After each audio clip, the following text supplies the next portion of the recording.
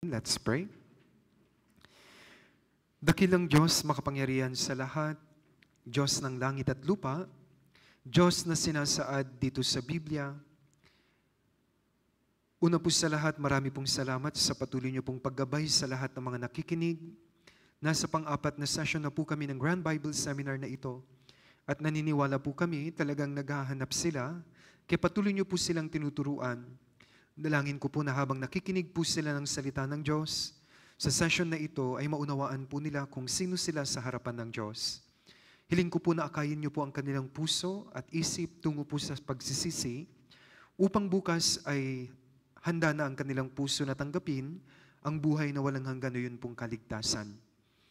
Sa mga sandaling ito, Panginoon, patuloy ko pong hinihingi ang pagtulong sa amin ng Holy Spirit. Buksan niyo po ang puso at isip ng mga nakikinig at kayo po ang magpaunawa sa kanila ng mga mahalagang aral dito po sa Biblia na kailangan po nilang malaman para po sa session na ito. Hiling ko rin po na ilagay niyo po sa aking mahihinang bibig, maipangaral ko lamang po sa kanila ang naayon sa inyong banal na kasulatan. Magsimula hanggang sa matapos ng Bible Seminar na ito, lubos po kaming aasa at magtitiwala sa pagtulong niyo po sa amin. Ito po ang aming dalangin sa pangalan ng Panginoong Hesukristo. Amen. Okay, para po sa unang verse, tingnan po natin sa Ecclesiastes, chapter 12, verse 14. Ecclesiastes, chapter 12, verse 14. Basahin po natin sabay-sabay, 3, 2, 1. Sapagkat dadalhin ng Diyos ang bawat gawa sa paghukom, pati ang bawat lihim na bagay, maging ito'y mabuti o masama.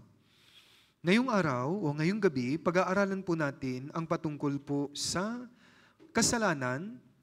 Sino ako sa harapan o sa paningin ng Diyos? I-check up po natin ang ating sarili gamit po ang salita ng Diyos. Kaya ang session number 4, patungkol po ito sa sin, judgment, hell, at saka yung pagsisisi. Kaya gagawin natin ngayon, spiritual check-up. Physically, minsan may mga nagkakasakit, malala na pala, hindi nila alam kasi wala pong sintomas. Pagpunta nila sa doktor, sasabihin ng doktor, malala na. Bakit di na-diagnose? Hindi nila alam. Wala silang naramdaman. At dahil di nila alam, di sila pumunta sa doktor. Ganon din po spiritually, kung hindi mo alam kung sino ka sa harapan ng Diyos, kung hindi mo nauunawaan yung kasalanan at yung paghuhukom, hindi ka lalapit sa Diyos. Kaya nga, i-check up natin ang ating sarili kung sino tayo para magkaroon po kayo ng pusong lumapit sa Diyos. Bakit? Napakahalaga po na maunawaan mo kung sino ka. Maraming tao hindi naghahanap sa Diyos. Wala silang pakialam sa Diyos kasi hindi nila alam papunta sila sa impyerno. Akala nila ang buhay ay dito lang sa lupa, kain, tulog, trabaho. Lalaki ang isang tao, magtatrabaho, magpapamilya, ang isip nila limitado sa mundo lang na ito. At hindi nila iniisip na may susunod. Hindi nila alam na makasalanan sila at hindi nila alam na ang makasalanan ay pupunta sa impyerno. Kaya wala silang pagnanais na lumapit sa Diyos. Kaya nga ngayon, ituturo ko po ang inyong sitwasyon para hanapin nyo ang Diyos. Parang ganito po, mag-check up tayo. At kapag nalaman mo yung problema, pumunta ka sa makakatulong sa iyo.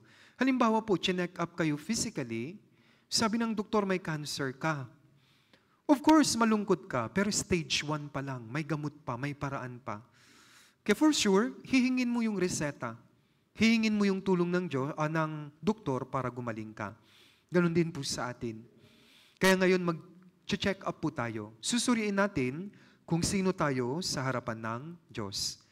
Ito po yung issue tungkol sa kasalanan at paghuhukom. Kaya unahin ko pong ituturo sa inyo, ano ba yung kasalanan? Sino ba ang makasalanan? Kaya dapat maintindihan po natin, number 1, yung salitang sin. Sa Tagalog, kasalanan. Kung titingnan nyo ang salita sa English, sin, ang letrang nasa gitna ay I, ako. Kaya ngayon, pag-aaralan natin yung sarili mo. Meron po akong experience sa mga mahirap maligtas. Sino po? Sila po na hindi tinitignan ng sarili, ang laging nakikita yung iba. Mahirap silang maligtas. Bakit? Yan ba, mga nag-church, bakit ganito ang ugali? Pero di nila nakikita yung sarili nila. Meron po ako na isang malapit sa akin, ang tagal-tagal na rin pong ini-evangelize, hindi siya maligtas-ligtas. Kasi pag siya po ang nakikinig sa Bible seminar, habang nagdi-discuss ako, imbis na ang salita ng Diyos ay kunin niya, hindi. Anong ginagawa niyo? Ikaw yun. Kaya magbago ka na. Kaya hindi siya maligtas-ligtas kasi hindi niya iniisip na siya yun, tinutukoy ng Diyos. Kaya yung katabi niya, naligtas siya, hindi. Kaya ngayon, huwag mong tignan yung katabi, yung sarili mo po. Kasi yung sin, patungkol po ito sa akin. Sino ako sa harap ng Diyos makasalanan? Madaling sabihing makasalanan, pero kailangan maintindihan nyo ang bawat detalye nito. Number 1, bakit makasalanan ng tao? Dahil born sinners tayo. Isinilang tayong mga makasalanan ayon sa Biblia. Number 2, bagsak tayo. Gusto ng Diyos, perpekto. Sa langit, dapat perfect. Pero bagsak tayo. Di natin kaya yung perfection, yung Diyos. Yung standard niya, napakataas. Number 3, mayroon tayong pusong masama. Bad heart. And number 4, di natin kayang sundin yung batas ng Diyos o yung utos ng Diyos. Ang daming utos ng Diyos, pero ito ay sinummarize sa 10 Commandments. At yung 10 Commandments na yun, walang sino man sa atin ang nakakasunod. Sa pamamagitan ng 4 na bagay na ito, makasalanan tayo. Lahat nito, ang Biblia po ang nagtuturo. Kaya simulan ko, makasalanan tayo dahil isinilang tayong mga makasalanan. Para mas madaling maintindihan, born sinners tayo. Ang Biblia po ang nagtuturo nito, hindi po ako. Awit 51 verse 5. Pwede po pakibasa? 3, 2, 1.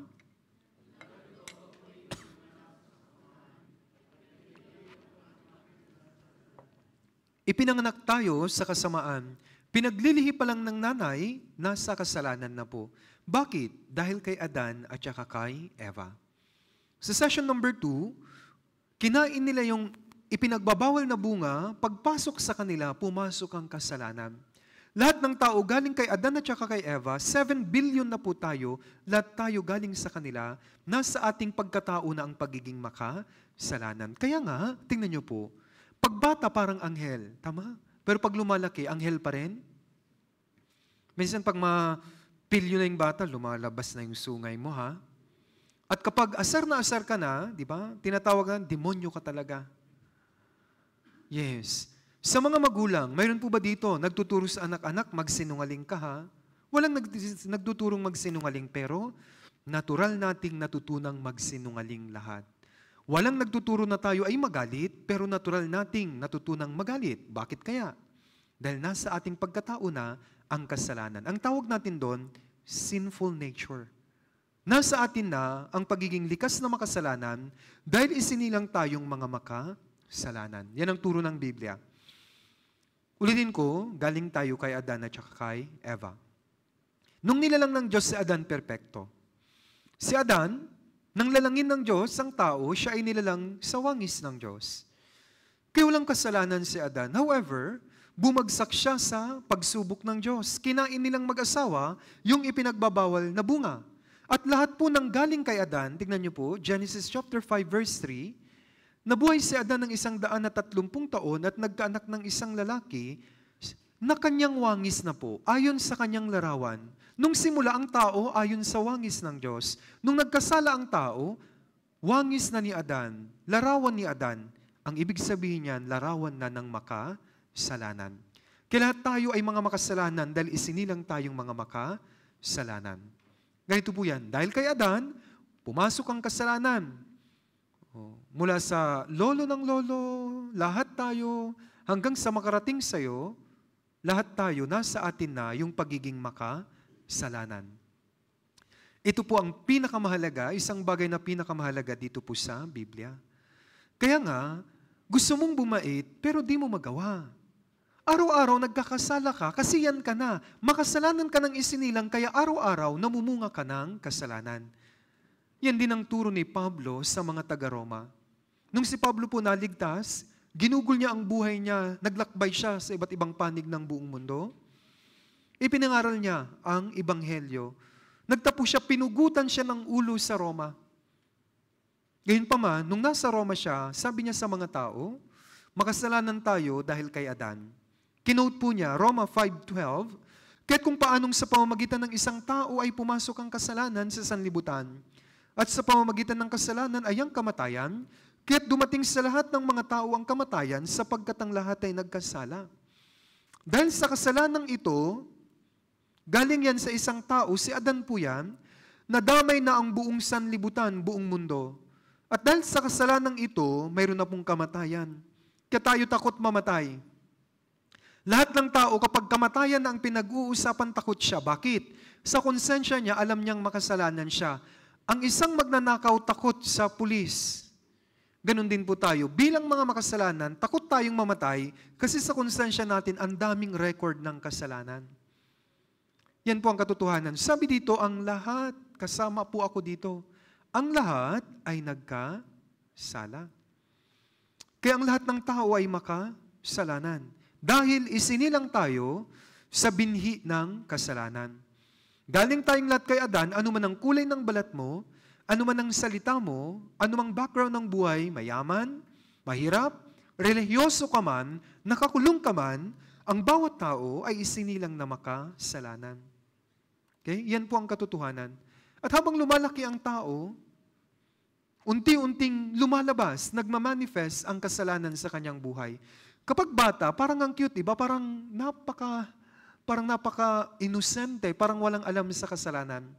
Pero habang lumalaki yan, ito ang sabi ng Biblia, ang masama ay naliligaw mula sa bahay bata, silang nagsasalita ng kasinungalingan ay naliligaw mula sa pagkapanganak. Ano ito? Pag bata, ang sarap laro-laruin. Ganon din po yung tigre. Kapag bata, pwede mong laruin. Pero pag lumaki na yung tigre, laruin mo yan, sasakmalin ka yan. Ganon din ang tao. Pag bata, napaka-cute, pero lahat tayo, kapag may edad na, may kanya-kanyang tinatagong masamang ugali.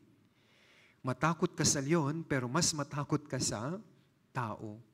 Yung iba takot sa multo, mas matakot ka po sa tao. Kasi ang tao, may kakayahan yan na gumawa ng masama. Bakit meron tayong sinful nature? Nasa atin ang likas ng pagiging masama. Bakit? Dahil yun ka na. Isinilang ka ng makasalanan. Sa kahulugan ng makasalanan sa mga tao, ito yung problema sa tao. Dahil hindi niya alam ang Biblia, akala niya, sabi ng mundong ito ng mga tao,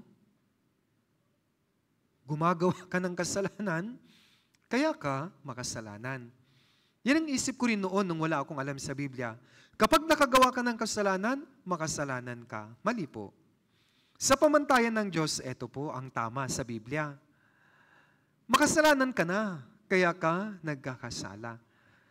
Kung ano yung puno, siya rin ang bunga.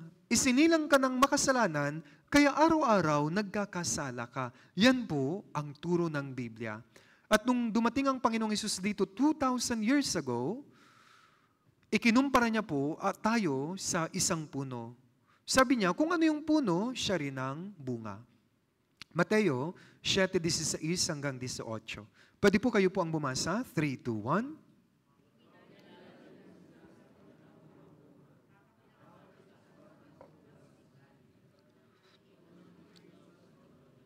Gayun din naman,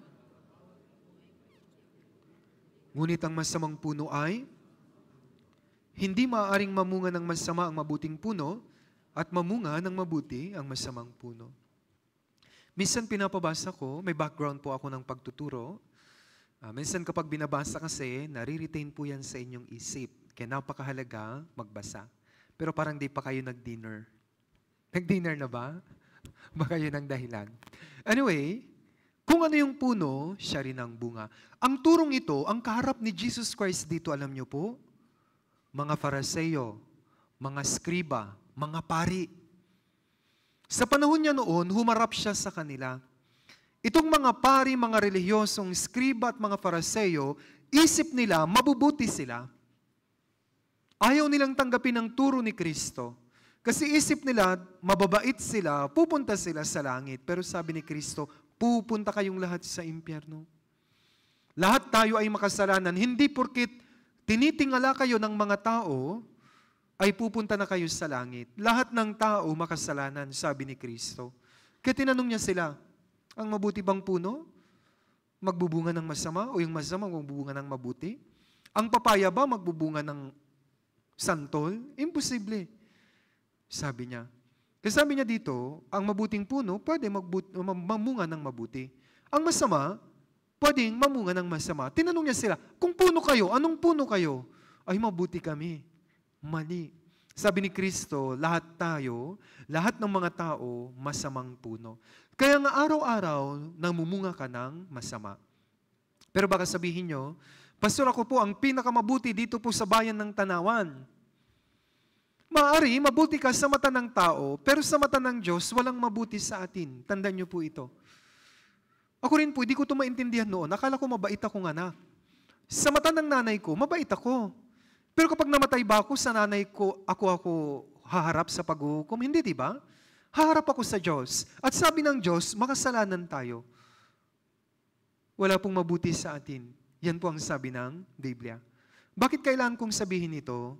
Para lumapit ka kay Kristo. Para hanapin mo siya. Kasi ang mga taong hindi maliligtas, sila po na umaasa sa kanilang magagawa. Hindi ka maliligtas, hindi mo maililigtas ang sarili mo. Kaya ang maliligtas, siya po na kay Jesucristo na lamang huhugot ng pag-asa. Kaya dito pa dapat malaman mo, masama ka.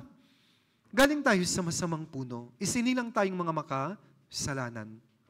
Yan po yung unang dahilan kung bakit tayo makasalanan. Born sinners tayo. Alam nyo ito, may tinatawag sa science na DNA. Ang tao nanganganak ng tao.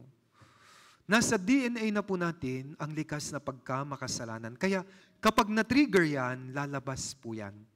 Example, galit. Kailan yan nagagalit? Nung nakaharap sa'yo, nakangiti. Hindi niya alam na doon ka pa rin, akala niya umalis ka na. Paglabas mo, pag-alis mo, pero naririnig mo, chinichismis ka na niya. Dahil doon, narinig mo, magagalit ka. Natural yun lalabas. Dahil na-trigger. Iba-ibang version ng kasalanan meron tayo. Ang dami nating kasalanan, depende sa sitwasyon, lalabas yan. Namumunga tayo araw-araw ng kasalanan. Pangalawa, bagsak tayo sa pamantayan ng Diyos. Tandaan niyo po, sa langit, kailangan perpekto. Ang problema, hindi tayo perfect. Kaya nga, pag may nagkamali sa atin, may expression tayo, di ba? Sorry, tao lang. Tama? Nobody is perfect. Yan po yan. Yan ang konsepto. Makasalanan tayo kasi hindi natin kayang abutin yung pamantayan ng Diyos. Roma 3:23. Basahin po ninyo. 3, 2, 1. Yes. Explain ko po, sabi, lahat nagkasala. And number 2, hindi tayo nakaabot. Sa English, mas maganda, fall short of the glory of God. Hindi niya kayang abutin. Kung baga sa test, ang passing score, halimbawa, 90, hindi mo kayang abutin yung 90. 89 ka lang. Ganun po yun. Kaya ipapaliwanag ko, lahat ay nagkasala. Anong ibig sabihin yan? Ito po. Pananaw ng mga tao tungkol sa makasalanan, ang isip nating makasalanan, yung mga nakakulong lang. Tanong, pero yung lola na mabait, matulungin, lolong mapagmahal, nanay na hardworking, masipag, tatay na responsable, yung mga cute na bata, paano sila? Sa turo po ng Biblia, lahat makasalanan. Yung mga nakakulong, makasalanan. Yung mga karaniwang tao, makasalanan, lahat tayo ay makasalanan. May talata ba?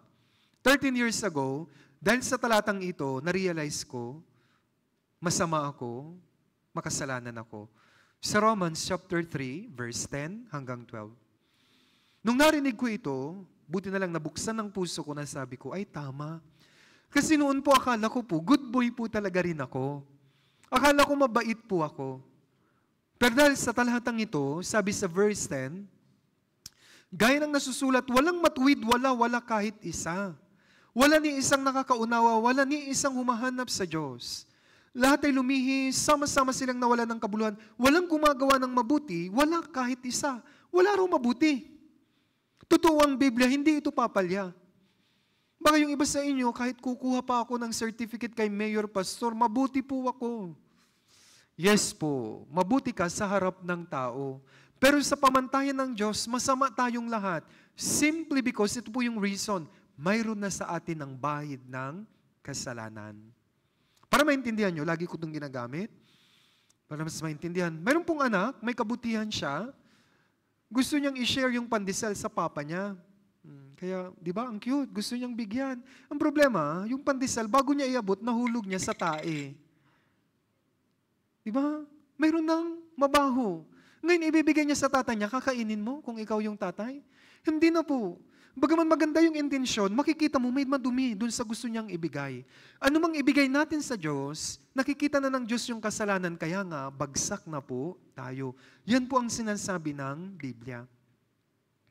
Kaya sabi niya dito, wala talaga kahit isa. Ulitin ko, wala akong question kung kayo ay mabait sa bahay.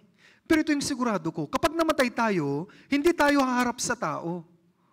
Sa tao, kay kapitan, kay mayor, sa NBI, pwede kayong bigyan ng NBI clearance, police clearance. Pero sa harap ng Diyos, nakikita ng Diyos yung bahid ng kasalanan sa atin.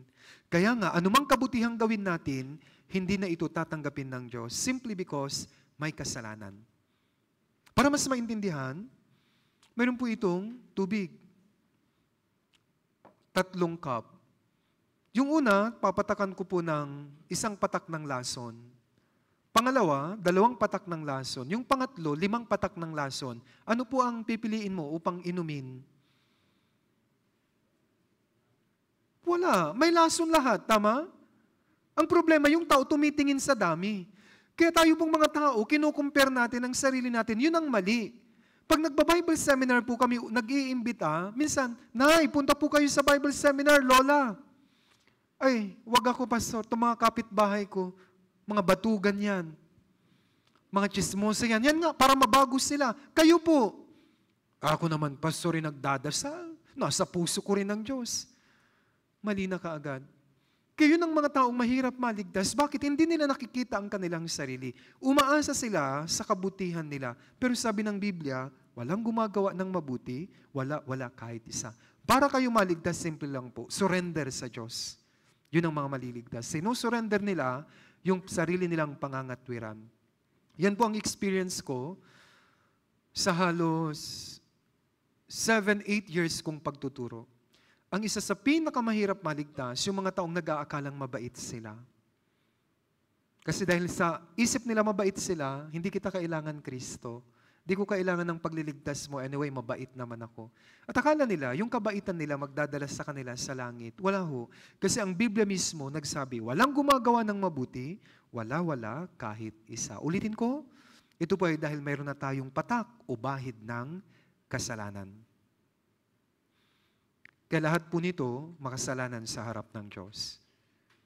Dito po sa aklat ng Job, mayroon pong paghahalintulad na ginawa ang Diyos sa tao.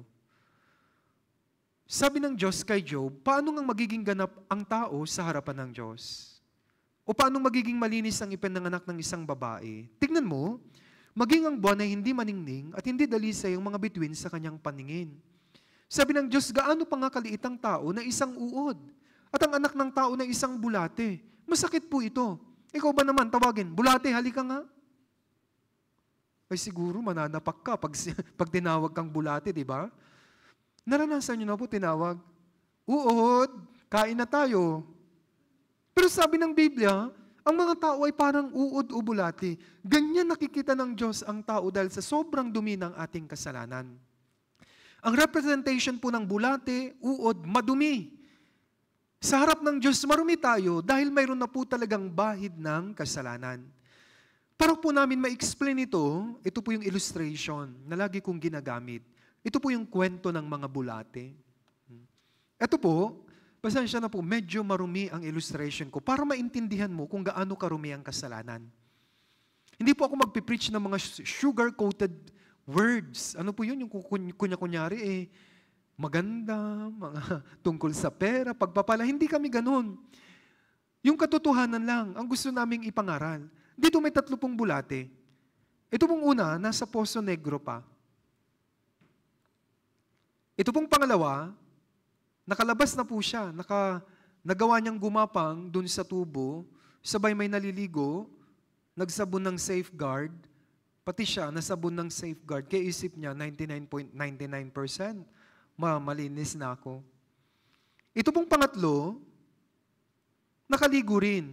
Sabay, gumapang, napunta dito sa Tanawan Church, nagsimba nung linggo. Hallelujah! Gumaganon din po siya. Sumama rin po siya, kumakanta-kanta. Kinumpare nila ang sarili nila sa isa't isa. Yung una, tinawag nila, dirty bulati ka, marumi ka. Yung pangalawa, sabi niya, clean bulati na ako. Sabi nung pangatlo, holy bulati na ako. Pero sa atin po, mga kababayan, kung may nakita kang bulate, meron bang malinis na bulate? Meron bang banal na bulate? Lahat ng bulate, bulate. Paningin natin marumi yan. Tama po? Kapag nakakita ko po sa panis na, lalo pag summer, madaling mapanis yung pagkain, pag umaga may gumaganon, anong gagawin mo? Ito yung magandang bulate. Ganon?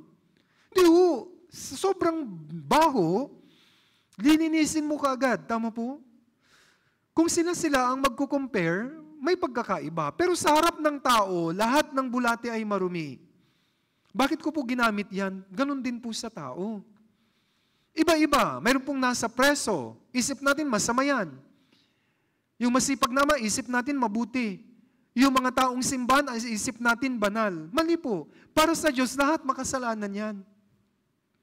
Kaya dapat maintindihan po, maging klaro po ito. Lahat ng tao ay makasalanan. Ang problema kayo, inaasa nyo yung kaligtasan nyo sa mga nasa taong mga nagkukunwaring mabait. Ang Diyos lang ang makakapagliligtas. Hindi sila, kasi maging sila, kapag sila na lang, kung ano-anong ginagawa ng mga yan. Kaya dapat maintindihan nyo, sa harap ng Diyos, ang lahat ay makasalanan.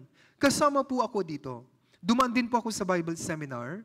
Unti-unti na-realize ko, totoo, tama ang Biblia. Lahat tayo ay masama. Kaya nga sabi ko kanina, huwag niyong i-compare ang inyong sarili. Kahit ikaw po ang pinakamabait dito sa tanawan, sa harap ng Diyos, makasalanan ka pa rin. Yun po ang katotohanan.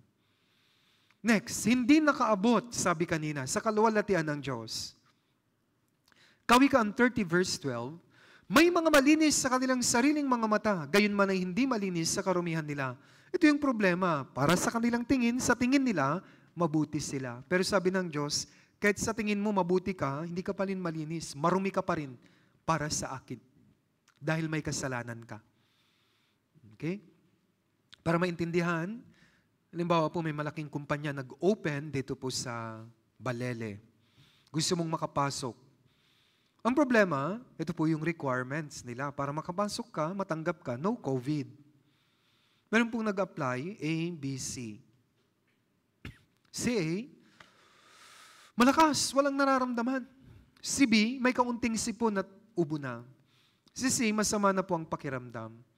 Nung tinest po sila, positive po sila sa coronavirus. Tanong ko po, sinong matatanggap? Wala. Kasi may COVID sila, tama po? Sa langit, walang matatanggap sa atin kahit ikaw ang pinakamabait. Dito sa atin, meron dito talagang matigas din po ang ulo. Dito masunuring anak.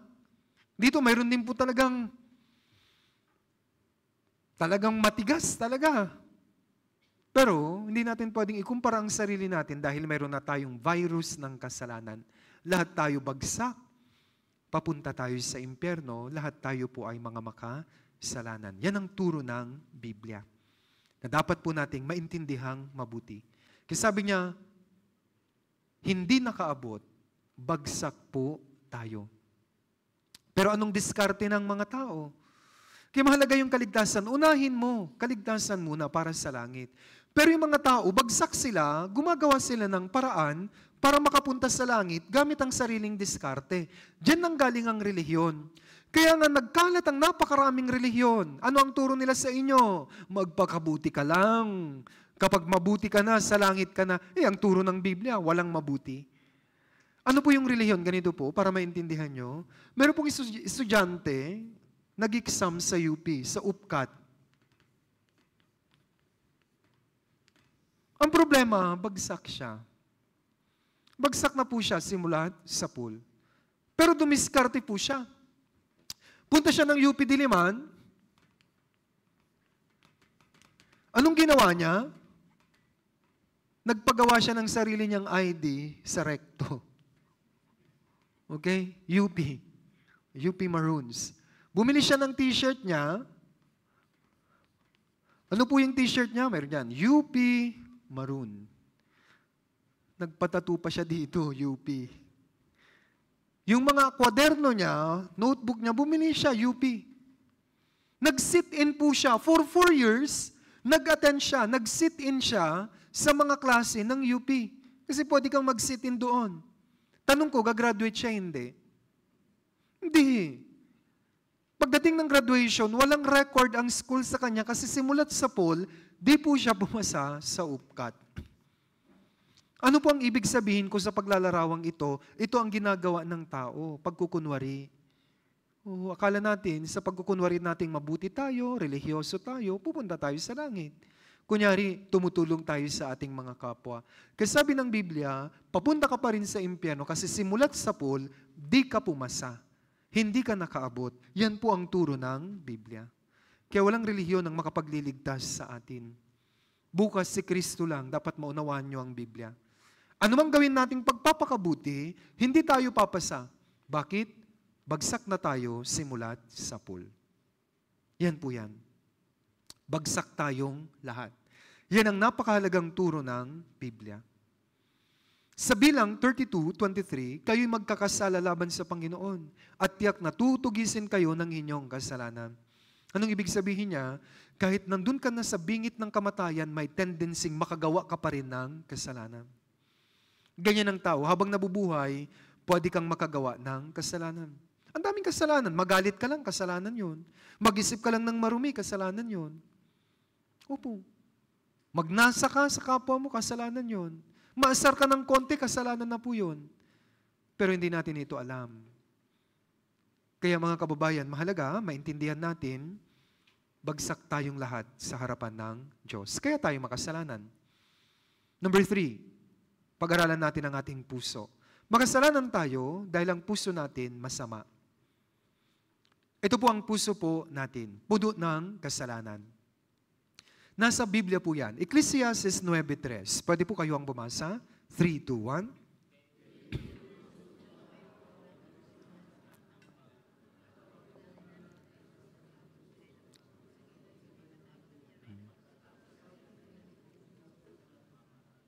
Ang puso ng tao, puno ng kasamaan.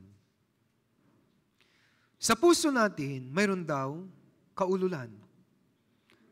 Kaya nga, ano ang turo ng Biblia?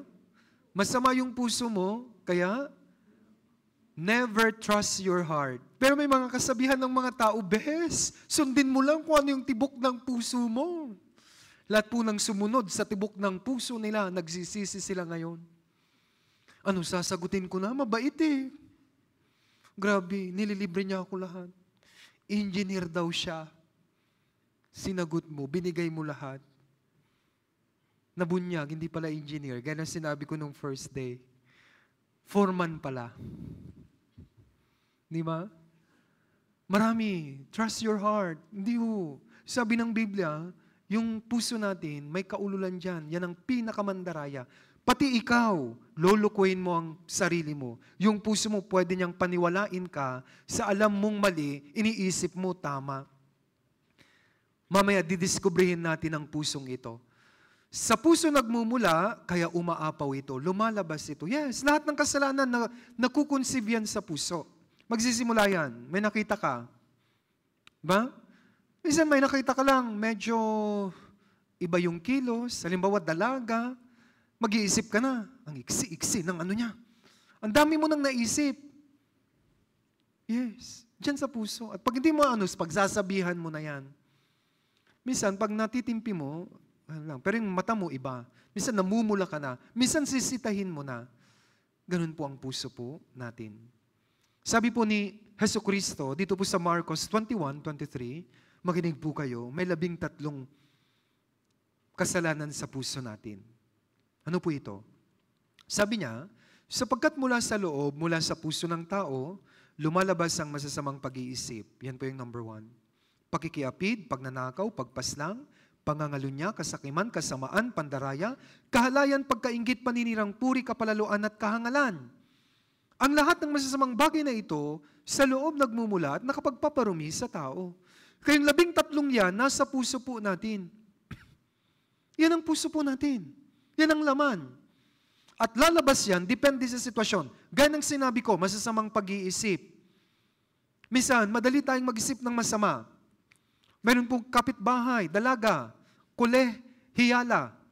Ngayon, gabi na, may naghatid lang sa kanyang lalaki. Anong isip natin kaagad? Di yan makakagraduate. Di yan makakagraduate. Kumari, sayang ang pera. Di ba? I-chismis na yan. Hinatid lang. Yung kapitbahay, buntis na yung naparating. After 1 week sa kanto, nanganak na raw yung anak mo. Nanganak na. Lumaki na. Kasi advance mag-isip dahil masama yung pag-iisip. Ganun po, depende yan sa sitwasyon. Pag nanakaw, walang-wala ka. Nakita mo yung ali, bumunot sa bulsa, nahulog yung 1K. Anong gagawin mo? Walang-wala kayo. Gumaganon. Sisimplihan mo po yan. Tatapakan mo, kunyari, nagsisentas ka ng sapatos. And then, kundi.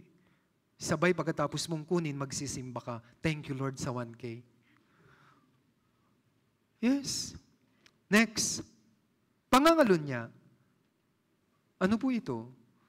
Sa puso natin, mayroon pong ganitong kasamaan.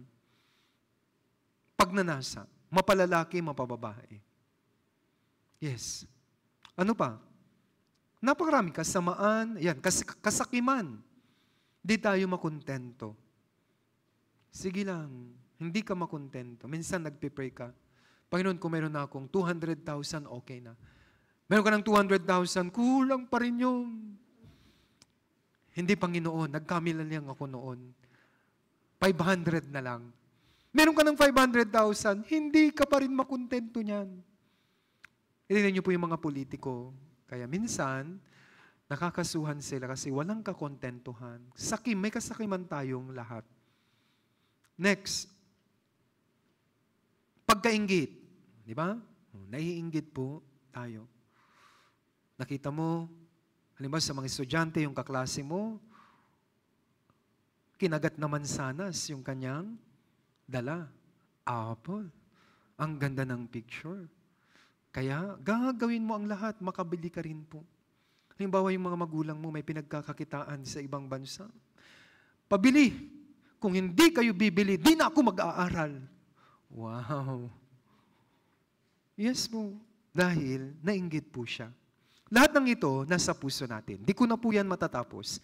Pero ano po ang ginagawa ng tao? Tinatakpan niya. Number 1, estado ng buhay. Pinagtatakpan niya, gagawa siya ng mabuti. At ito ang ginagawa, relihiyon. Buong linggo siyang gumagawa ng kasamaan, pero pag linggo, kunyari nasa simbahan po siya. Pakanta-kanta, Ama namin, sumasalangit ka. Oh, grabe talaga, parang nakakaantig. Oh. Babanatan yan, sambahin ang ngalan mo. Kaganan-ganan pa yan. Parang banal na banal. Ganyan tayong mga tao. Di ba?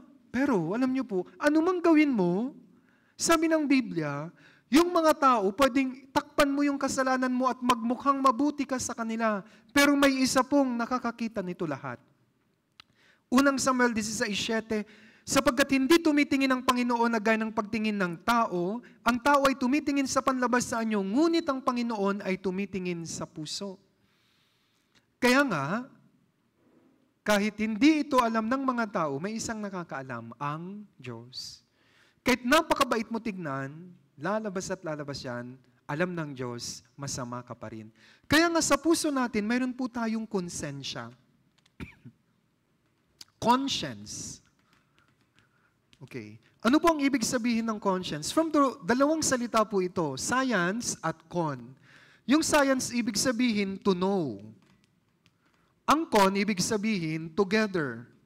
Kaya yung mga kasalanan mo, dalawa lang ang nakakaalam, ikaw at ang Diyos. Kaya nga, nakarecord lahat sa konsensya natin. Kaya nga, may ginawa kang kasalanan, walang nakakita, although hindi nakita ng iba, sikreto mo to, pero nababagabag ka. Halimbawa po. Okay? Halimbawa lang po. Walang nakakaalam, nung dalaga ka, nabuntis ka, nagpa-abort ka. Walang nakakaalam nito. Pero dadalhin mo yan sa buong buhay mo. Alam mo, may nagawa kang kasalanan, pero kahit nailihim mo ito, something is wrong. Kasi may isang nakakaalam, ang Diyos po yun. Kaya nga, conscience. May kwento po sa Amerika, nakagawa siya ng tinatawag na perfect crime. Pinatay niya ang kanyang asawa, at ito po ay kanyang tinabunan dun sa kanilang basement. And then, sinimento niya ang basement, wala nang nakaalam.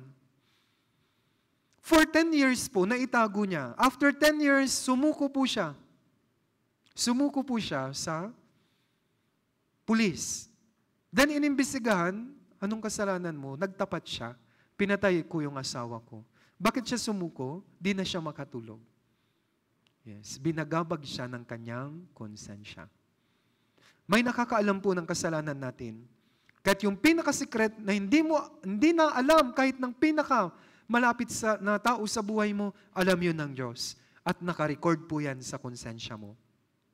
Tandaan nyo, ang Diyos nakatingin sa puso. Ito po sa Israel, ito po yung mga Fariseo. Tinitingala ng mga tao religyoso. Sa panlabas na anyo, ito ang ginagawa nila. Nagpipray. Nagbibigay ng donasyon. Nagpa-fasting. Sa kanilang panalangin, hindi sila kakain. Talaga. Mataimtim na panalangin, kaya sinasamahan nila ito ng pag-aayuno. May mga charity service sila, may worship, and then meron pong sigasig sa Diyos. Sa panlabas, parang banal na banal. Pero sa paningin ng Diyos, ang puso niya puno ng kasalanan. Ganyan ang bawat isa sa atin. Kaya ganyan karumi ang ating puso. Mateo 15:8. Sabi ni Jesus sa kanyang kapanahunan noon nung nangaral siya, ito'y patungkol sa Israel. Iginagalang ako ng bayang ito sa kanilang mga labi, ngunit ang kanilang puso ay malayo sa akin. Ang mga tao sa labi, sinasabi nila naniniwala sila sa Diyos, pero kung titignan mo ang ginagawa nila, ito ay pagkakaila sa Diyos. Kaya yan din po yung sinabi ni Kristo. Marami na po akong na-meet. Marami na akong na-meet. Pag dinaya sa Bible seminar, kami naman, pastor, ano rin? Naniniwala rin sa Diyos. Kung talagang naniniwala ka sa Diyos, pupunta ka kasi inaanyayahan ka tungkol sa Biblia. Tama? Pero ano po? Iba yung sa gagawin mo. Sabi mo, naniniwala ka sa Diyos, pero hindi ka naman pupunta para makinig ng salita ng Diyos. Baliktad ka agad, di ba? Kung talagang naniniwala ka sa Diyos, sasama ka, interesado ka sa Kanyang gawain. Kaya tayo po, lahat ng tao may ganitong ugali. Iginagalang natin, pinupuri natin ang Diyos, gamit ang ating bibig, pero yung puso natin napakalayo sa Kanya. Anong example? Nagsisimba ka, pero hindi ka naman nagbabasa ng Biblia. Malayo ang puso mo sa Diyos kapag ganon. Kaya bakit? Ang Diyos na hindi nakikita nahayag sa Biblia. Kung talaga na may tunay kang pananampalataya sa Diyos, ito ang katuwang mo araw-araw. Babasahin mo to. Bakit? Nahayag ang Diyos sa pamamagitan ng Kanyang salita. Kahit sa mag-asawa. Kahit sabihin mo sa asawa mo, I love you. Pero anniversary, wala ka man lang maibigay na bulaklak.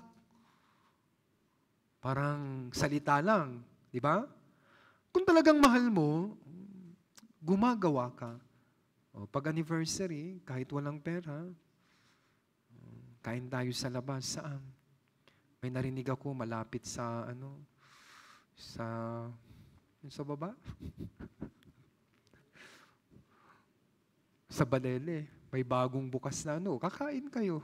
Kahit lomi lang, mahalaga. Magkasama tayo. Pero mahal kita. Mahal mo ko. Ibahay mo naman ako. Ay, basta. May problema, di ba? Pakasal na tayo. Basta. Hindi yung tunay na pagmamahal. Hindi ka man lang niya ma-text, di ba? Hindi yung tunay na pagmamahal. Yun po yung bibig lang at malayo pa yung puso. Pero sa mga nagmamahalan talaga, di ba? You do your best para gumagawa ka ng paraan para mapakita mo ang pagmamahal. Ganon din po sa Diyos. Pero ang tao, dahil makasalanan tayo, sa bibig lang sumasamba sa Diyos, pero ang puso natin napakalayo pa sa Diyos. Kaya, ano po ang sabi ko nung second day? Kahit matagal ka na po dito sa Tanawan Church, i-check mo.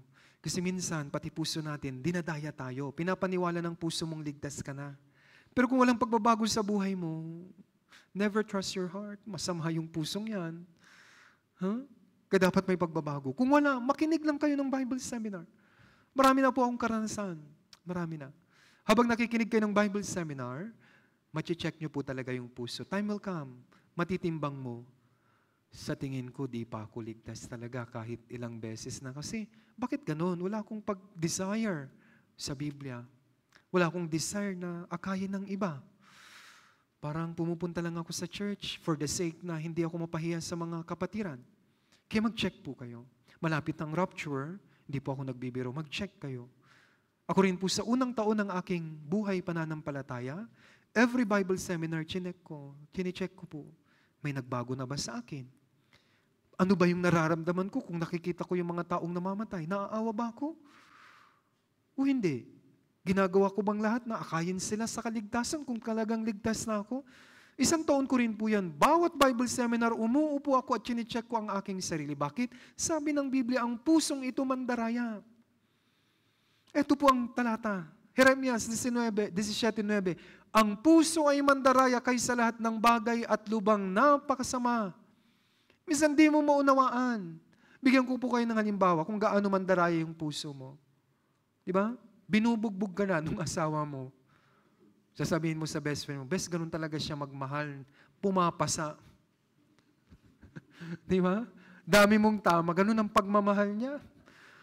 Nilalagyan niya ako ng tatak. Yun ang tatak ng pagmamahal niya. Bukol minsan, best. Minsan namumula ako. Yun yung pinapaniwala niya. Minsan, alam mo, may sakit ka. Pero yung mandala yung puso mo, hindi to. Hindi, masakit na. Hindi, okay lang ako. Magpa-check up ka na, hindi, malakas ako. Kahit alam mo, something is wrong. Ganun ang puso po natin. At minsan, kahit sa church, pinaniniwala mo ang sarili mong ligtas ka na, pero wala kang nakikitang pagbabago sa iyong sarili. Kaya dapat ma-check nyo po ito. Kapag naligtas po kayo, naturally, mababago tong pusong ito. Kasi bukas ituturo ko, pag naligtas ka, the Holy Spirit dumating na sa puso mo at siya na ang babago sa iyong puso. Wala kang kakayahang magbago. Tandaan nyo po ito. Pero dahil sa Diyos, kapag naligtas ka, siya ang babago sa iyo. Yung mga brothers and sisters at sa mga baguhan, tandaan nyo po ang turo ng Biblia.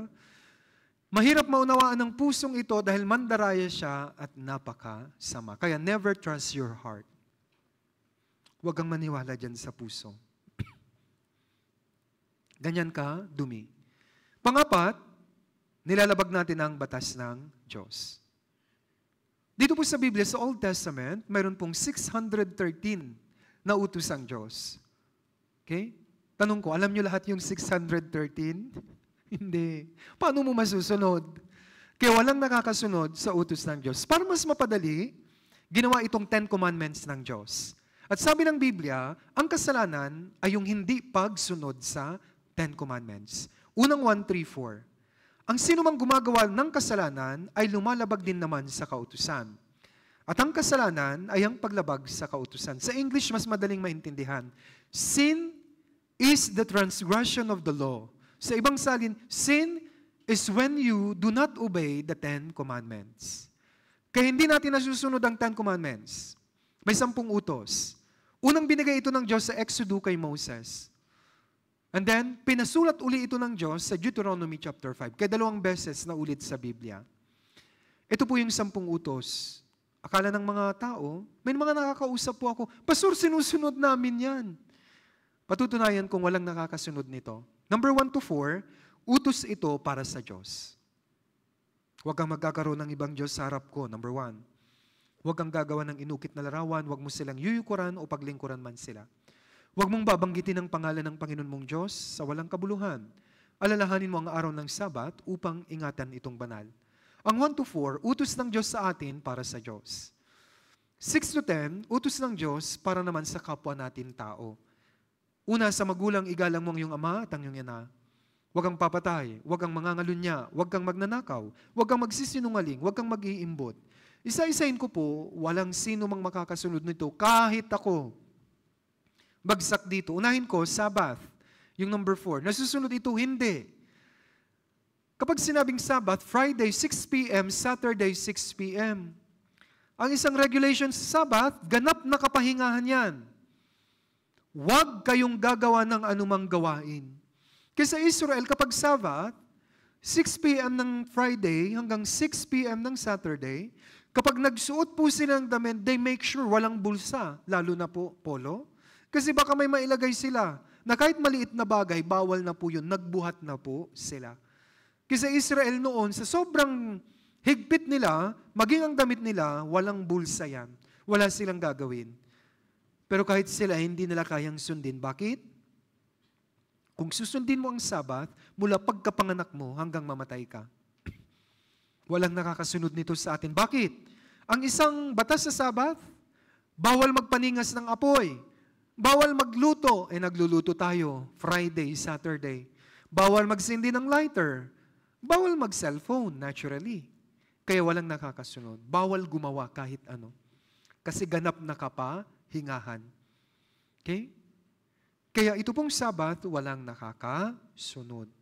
Kahit sino. Yung iba, hindi, pastor, sa aming relihiyon. Kaya namin yan. Sasabihin ko lang, kung sinasabi mong kaya, sinungaling ka, walang makakagawa niyan. Di mo makukumplete yan. Araw-araw, or every Saturday, Friday to Saturday, ang dami nating ginagawa. Okay? Kaya X ko na po. Hindi natin kaya. Number 3, huwag mong babanggitin ang pangalan ng Panginoon mong Diyos sa walang kabuluhan. Sa Israel, hindi nila binabanggit basta-basta yung term na Yahweh. Bakit? Pag ginamit mo yan sa walang kabuluhan, babatuhin ka, papatayin. Sa atin ngayon, walang nakakasunod nito. Bakit? Expressions na natin puro sinasama natin sa kalokohan ng Diyos. Halimbawa, may umutang sa'yo, ayaw magbayad, bahala na ang Diyos sa'yo.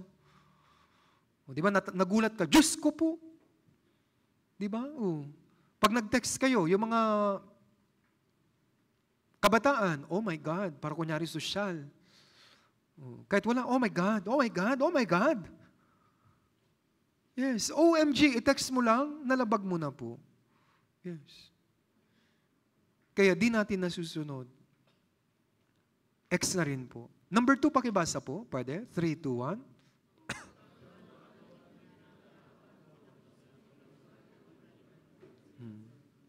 Laki tayo dito sa relihiyong ito. Maging ako. Nung ako rin po yung nanonood dyan, nakikinig, ito po yung pinanatili ko sa isip ko.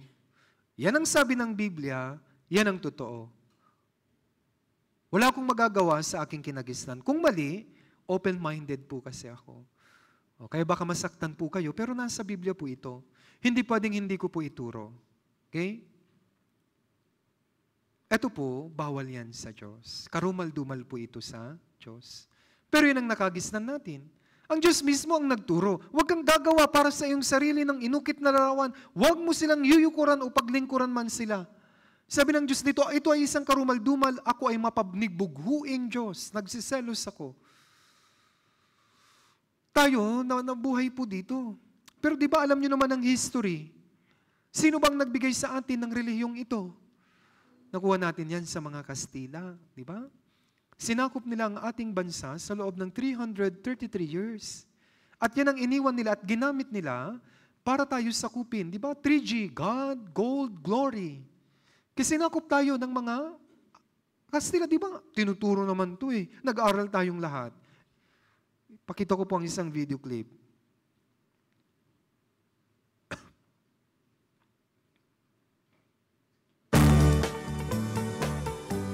Ginawang kanta. Pero tinuturo ito, K-12, lesson. On March 16, 1521, Alam natin ang history. when Philippines was discovered by Magellan, they were sailing the night Magellan. across the big ocean. Dumating sa Limasawa, Cebu. Di ba? Alam natin yan, history. Magellan landed in Limasawa at noon. The people met him very welcome on the shore. They did not understand Yan. the speaking they have done. because Castilla git at waray-waray man. When Magellan landed in Cebu City, Raha Humabon met him, they were very happy. All people were baptized and built the Church of Christ, and that's the beginning of our Catholic life. Yes, yan ang pasimula ng buhay katoliko ng mga Pilipino. Ano po yung lesson dito? Yan ang ginamit nila para po tayo sakupin. Hindi ko po masisi ang ating mga lolo't lola dahil wala silang formal education. Pero tayo po, ako po, elementary pa lang, very inquisitive ako. Ito yung tanong ko sa sarili, yun pala, bakit yan ang ating sinusunod? Yan pala yung nagpahirap sa ating bansa. Ang dami nilang pinamana sa atin. Halimbawa, ano po yung mga pinamana sa atin? Apo, para lumaki ka, matulog ka pagtanghali. Nakakalaki pa po talaga yung pagtulog? Meron ng si nanay, malaking pamalo pag ayaw matulog. Tulog ka. Siesta ang tawag natin. Pero hindi po yung totoo sa science. Kaya yun tuloy, medyo mahinang magbanat ng buto ang mga Pinoy. Hinahanap lagi makatulog. Ano pa? Sila po nagturo sa atin ng mga sabong, piyesta, peryahan, sugalan. Yan ang katotohanan. Mag-research po kayo. Kaya hanggang ngayon, nakalugmok tayo sa ganyan. Especially sa mga probinsya. Alam na alam nyo po ito. Sila ang nagturo po sa atin. Ito ang ginamit po nila. Come high school po ako, may subject ako sa Noli Me Tangere, El Filibusterismo. Ito na uli. Habang binabasa ko, si Jose Rizal, sinisita niya yung mga praile, yung mga pari. Kasinungalingan ang tinuturo ninyo sa mga tao. Nakapag-aral si Rizal. Kaya siya pinatay sa Luneta, pambansang bayani natin. Taliwas siya kay Padre Damaso. Nasa nobela po niya, ginamit niya ang panulat para tuligsain ang maling turo nila sa pang-aalipin at pagsakop sa ating bansa. Nag-aral po tayo, alam niyo ang ibig kong sabihin. Ito po ay mali. Pero yan ang nakagisnan natin. Ako rin po, kung siguro kayo po ay Katoliko, kami deboto Katoliko. Bata pa lang po ako, marami na akong question. Ang aking nanay at tatay, nagdadasal sila ng Latin kapag may mga patay. Binyag, lahat. Pero bata pa lang ako, tanong ko po. Kasi nagdadasal sila, Ave Maria Purísima, Simplicidus, Simplicidus. Tanong ko yung nanay ko, naintindihan nyo? Kung maingay, 352, kung maingay. Opo.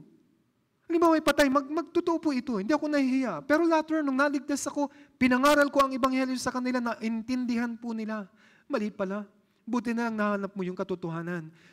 Pero nung bata ko, alam ko po yan. Magdadasal sa patay. Halimbawa, yung patay, di ba? Nandun yung information. Kailan siya ipinanganak, kailan siya namatay. Halimbawa, namatay.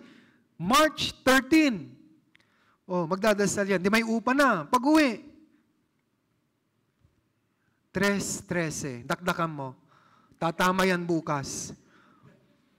Sabi ko, itong nanay ko, dasal-dasal doon. Pero yung pinambayad sa kanya, dinakdakan na niya. Meron pa siyang sahod daw, sahod. 30-20. Kaya malaki pong question, bata pa ako, may mali. Piyesta, lilibot po yung mga ribulto. Ayaw ko, bakit nadadali ko ng kandila Ang init, ang sakit, pero maglalakad kami. Kaya ito po yung mga question ko, bata pa. Lahat na answer, na sagot sa Bible seminar. Mali pala talaga. Alam ko po, dyan tayo galing. At alam ko baka masaktan po kayo. Ang katotohanan nakakasakit. Kayo kung paninindigan nyo yung mali. Ang problema sa Pinoy, ito lagi. Mali. Alam ng mali, ayaw pang iwanan. Hindi kasi, Pastor, masarap kasing gumawa ng kasalanan. Wow, masarap gumawa. Pag ikaw namatay at nasa kasalanan ka pa rin, hindi ka naligtas, impyerno ka. Yan po yung katotohanan. Galit ang Diyos. Ang tawag ng Biblia dyan, Diyos-Diyosan. Diyos-Diyosan. 135 ng awit. Ang Biblia mismo ang tumutuligsa dyan. Dahil hindi natin alam ang Biblia, napapasunod lang tayo. Ang mga Diyos-Diyosa ng mga bansa ay pilak at ginto, gawa ng mga kamay ng mga tao. Alam naman natin, inukit lang yan. Sila ay may mga bibig, ngunit hindi sila nagsasalita. Yung pong ribulto nyo sa bahay, tanungin ko po, was there any time na nagdasal ka at sumagot siya? Gumalaw yung bibig niya. Meron po ba? Nagdasal ka. Wala siyang sinabi. Meron ba na kahit minsan, sabi dito, nandito po kasi sa Biblia, may bibig, ngunit di yan nagsasalita. Ito, example. Nagdasal ka gabi. Ngayon natutulog ka na. Nalimpungatan ka alas 12:30 ng hating gabi. Sabay yung ribulto mo. Wow, gumanon. Anong gagawin mo? Baka matakot ka pa. Tama, mali. Ano yung dasal mo kanina? Gaganon ka siguro. Kukumot ka uli. Natatawa kayo, pero pag-isipan nyo po, it makes sense. Ang tagal-tagal na yan. Kami rin po, may ribulto sa bahay nung bata ko, nilalaro ko. Sabi pa ba naman ng nanay ko, demonyo ka. Huwag mong anuin yan. Ako ba yung demonyo, nay? Tinatry ko nga kung magsasalita. Hindi nagsasalita, sabi ko. Yes po. Kaya may mali. Ano ba? Nasa Biblia po yan. Ang Biblia ang tumutuligsa. Of course, alam ko po yung pakiramdam, maaasar tayo. Kasi ito naman po kasi dito tayo nagising. Pero gusto ko po yan talagang malinawan, magbukas ang isip at puso nyo na mali talaga ito. Mayroon silang mga mata, ngunit hindi sila nakakakita. Sinulyapan mo yung ribulto sa bahay, gumanon. Ano kayang mararamdaman mo? Ako po, nung di po ako ligtas, marami sa bahay. Pero once naligtas ako, natakot na po ako dyan. Di ko maatim na mayroon sa bahay. Bakit? Iba eh. Alam niyo po ang ano ko? Parang demonyo. Hindi ako sasamba dyan. Sasamba ako sa tunay na Diyos, sa Biblia, sabi ko. Totoo po ito. Sila'y may mga tenga, ngunit hindi sila nakakarinig. Yan ang tawag ng Biblia. Bahagi ko po. One time, nag-Bible seminar ako sa BF Homes sa Parañaque. Alam natin, ang mga professional, kapag retired na, gusto nilang gumawa ng maganda, kaya nagsisilbi sila sa mga simbahan. Nagkataon, majority ng aking mga audience ay talaga, may mga tinapos, retired na, kaya nasa simbahan sila. Very active. Sila yung nagbabasa ng responsorial reading, sila yung tumutulong para magpakain, sila yung kumukuha ng mga koleksyon. Alam ko yung relihiyon nila. Pero pagdating ng session number 4, pinreach ko po ito. After po ng session, mayroon pong lumapit sa akin. Pastor, hindi naman namin sinasambayan. Pinapadaan lang namin. Yun ang turo sa amin, yun ang tagapamagitan. Sabi ko, mali po. Isa lang ang tagapamagitan, si Kristo. Ang larawan, inanyo ang mga ribulto, hindi yan tagapamagitan. Sabi ko po. Hindi ho. Kasi ganito po yun. Hindi ka naman pwede dumiretso sa Diyos. Ipapadaan mo sa Kanya. Gumamit pa siya ng illustration. Parang si Duterte, pastor. Bago kay Duterte, bongo ka muna. Wow. Ang galing mga tuwiran. Sabi ko po, mali. Para maintindihan nyo, bakit galit ang Diyos dyan? May asawa po kayo. Ay, opo, pastor. Sasabihin po ng asawa mo sa'yo, mahal kita, pero ipapadaan ko sa kapitbahay. Gusto mo? Di po siya umimik. Ganun ang feeling ng Diyos. Kung sumasamba tayo sa ribulto, masama ang loob ng Diyos. Bakit? Hindi ako yan. Minsan may mga picture tayo ni Jesus Christ. Hindi yun si Jesus Christ. Ano po ang mararamdaman nyo? Nakita mo sa pitaka ng asawa mo, picture ng ibang babae. Masaya ka? Eh siguro, may dala ka ng itak. Sino to? Akala ba kung mahal mo, bakit sintong babae sa pitaka mo? Ganun ang pakiramdam ng Diyos. Sa tuwing meron tayong ribultong sinasamba, hindi ako yan. At hindi nyo pwedeng ipadaan dyan. Ako ang Diyos sa Espiritu, sumamba kayo sa Espiritu at katotohanan. 1:17, versikulo 17. Kaya mapanibuguin, nagsiselos po ang Diyos. Sana maintindihan nyo, sa tuwing yan ang sinasamba natin, umiiyak ang puso ng Diyos, bakit hindi siya yan? Hindi pwedeng ipadaan dyan. Okay? Sa panahon ni Propeta Isaías, ito yung illustration niya. Challenge niya ang mga tao sa Israel. Sabi niya, pumuputol yung karpentero, yung mangtutruso ng kahoy, sabi niya, mula sa kahoy na pinutol nyo, yung kalahati, uukit kayo ng larawang inanyuan. Ribulto. Yung kalahati, gagawin nyong pampainit sa sarili, pangluto ng mga karne. Kasi sabi ni Isaías, ewan ko ba sa inyo, di ko kayo maintindihan. Yung kahoy na yun, sinasamba nyo. Pareho lang yun, dun sa uling, sa kahoy na ginamit mo para magluto ka ng ulam. Sabi ni Isaías, kayo'y nagtitiwala sa mga walang kabuluhang bagay. Yan po yung katotohanan. Kaya ito, sana mabuksan ang isip nyo. Dala ito ng banyagang bansa ng Kastila sa atin. Iniwanan nila ito. Ito nagpahirap sa atin. Kaya tingnan nyo po. Nagbago bang buhay mo kahit yan ang relihiyon mo? Kahit yan ang relihiyon mo, pag uwi mo, doon sa loob, mayroon pang sign of peace, di ba? Pag uwi mo, nagpipis ka pa rin sa bahay, di ba? Walang pagbabago. Kahit kakasimba mo, ano na, labas nyo na yung pulutan. Yan tayo lahat. Ay kahit, tignan nyo po, di ba, magpapabinyag ka, magpapakasal kayo, kakagaling ng simbahan, pag uwi nyo, anong ginagawa nyo? Kahit binyag. Yung mga ninong nag-iinuman, anong klase yan? Mag-isip tayo. Hindi yung tamang pagsamba sa Diyos. Walang pagbabago. Kaya nga ang relihiyon na yan, walang magagawa sa atin. Yan ang turo ng Biblia.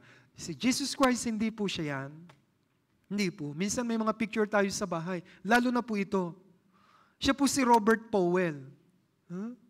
Umikot siya sa buong mundo, nagsasabi siya, hey people, do not worship me. Nagkataon, ako lang yung gumanap sa pelikula nung isinadula ang buhay ni Kristo. Pero hindi ako si Jesus Christ, ako si Robert Powell. Pero minsan nasa bahay natin yung picture niya. Sa later time ng buhay niya, naging addict siya. Mandakin mo, sinasamba mo, addict pala. Totoo po ito. Si Robert Powell po yan, ito. Ito naman, si Jim Caviezel. Hindi rin po siya si Jesus. Mga, ano lang po yan, mga actor. Sa bansang Pilipinas, ito yung mali. Kinuha nilang picture, binenta, binili mo, ginawa mong Diyos sa iyong bahay. Wrong po ito, maling-mali. Mga actor po ito. Kaya nga sabi ng Diyos, mapabinubuguin siya. Nagagalit siya. Si Jose Rizal mismo, binasa ko ang Biblia, kahit si Jesucristo at si Moses, walang sinasabing purgatorio. Walang purgatorio. Kapag namatay ka, langit at impyerno lang. Yan kasi ang doktrina nila, may purgatorio raw. Kaya ipagdasal ang mga namatay. Kaya ano tayo? Pag may namatay, pinagdadasal. Mayroon ba tayong sinicelebrate? Piyesta ng patay. Hindi ko po makuha yung concept doon. Piyesta ng patay. Anong ginagawa ng mga patay? Gumaganon? Mag-isip nga tayo. Then pupunta ka po dun sa libingan ng nanay mo. Nung buhay yung nanay mo, di mo nga maasikaso. Nung patay, sabay pupunta-punta ka dun, magbibigay ng bulaklak. Sino niloloko mo? Tama? Nung buhay siya, hindi mo nabigyan ng bulaklak. Nung patay, dun mo binigyan ng bulaklak. Hindi ko maintindihan. Sana nung buhay, magbigay ka ng rose, Mommy, happy birthday. Hindi mo nga mabigyan. Sabay nung napatay, sabay mayroon kang bulaklak. Sabi ng Diyos, tignan mo nung ginagawa mo sa buhay mo. Sabay every year pupunta ka dun, lilinisan mo yung puntod niya, pero nung buhay yan, di mo nga mahugasan yung likod niya. Tignan niyo po ang nangyayari dahil mangmang tayo sa Biblia. Gagawin tayong mapagkunwari ng relihiyon, mga kababayan. Sana maintindihan po niyo ito. Ang tao, wala silang gratitude sa puso. Yun. May isa po na author, isang napakatalinong bata. Siya po ang nagsabi, why do we give flowers to those who pass away? Because we lack gratitude. Nung buhay sila, di tayo nagpapasalamat.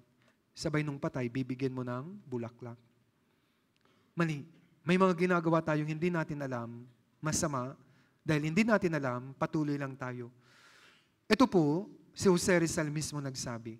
During the pandemic, sa India, mas worse sa India. Kahit ano, sinasamba, kahit baka nga doon sinasamba nila. Meron pong isang kwento.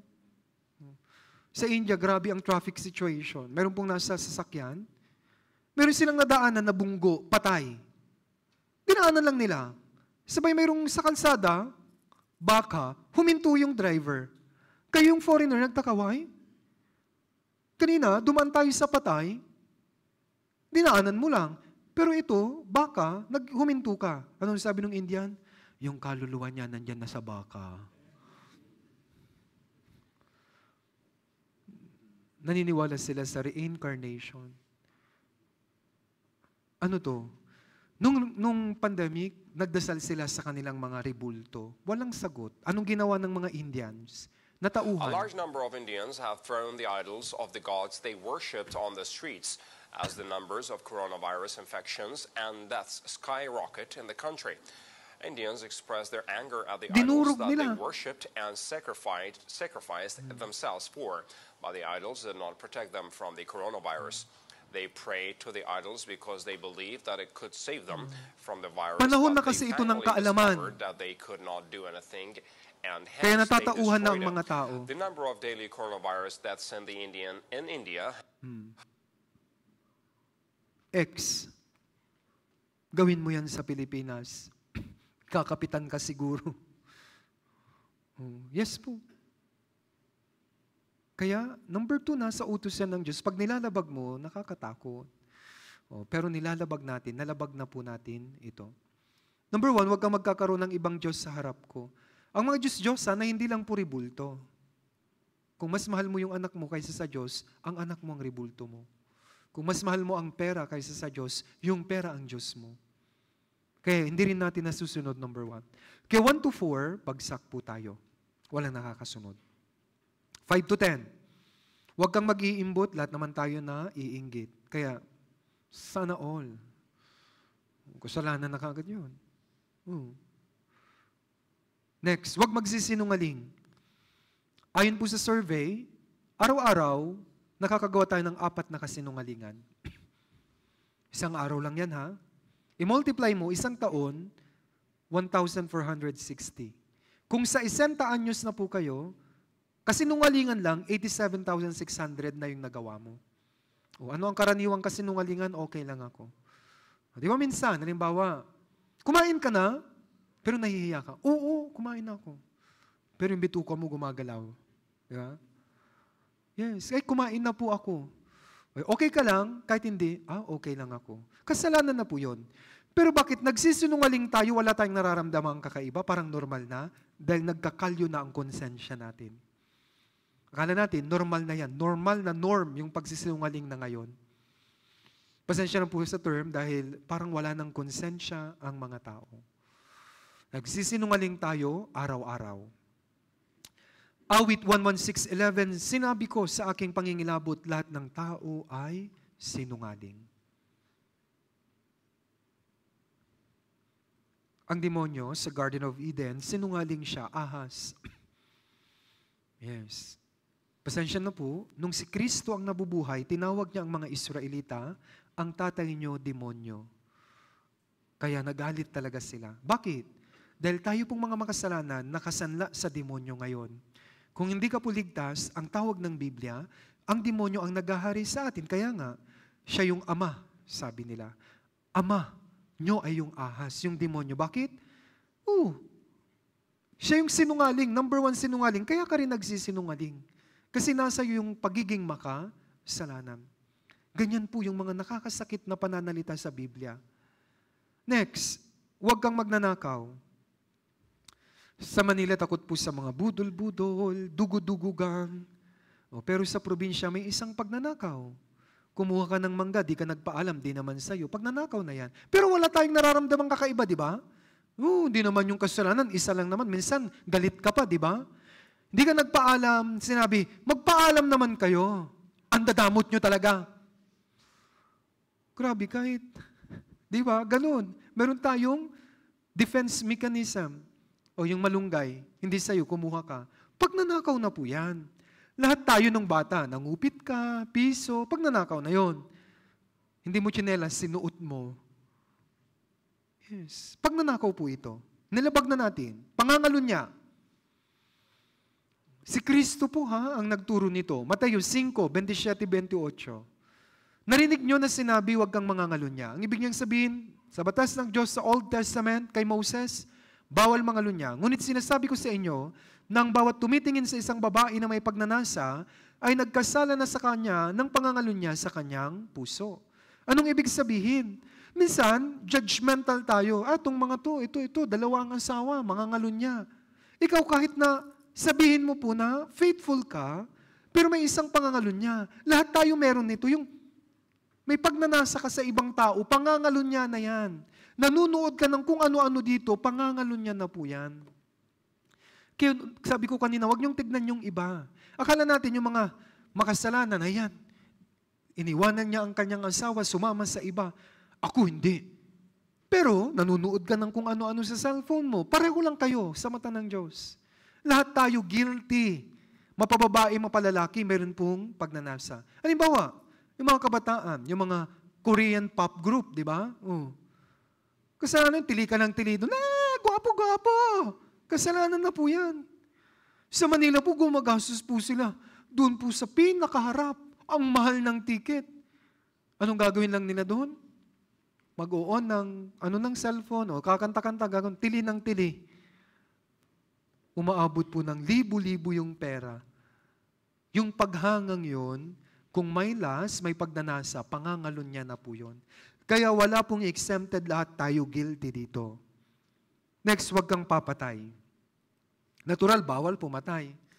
Pero may isang pagpatay na hindi natin alam. Kung tatanungin ko, may nakapatay na po dito, wala pa po, pastor. Pero sabi ng Biblia, lahat tayo nakapatay na.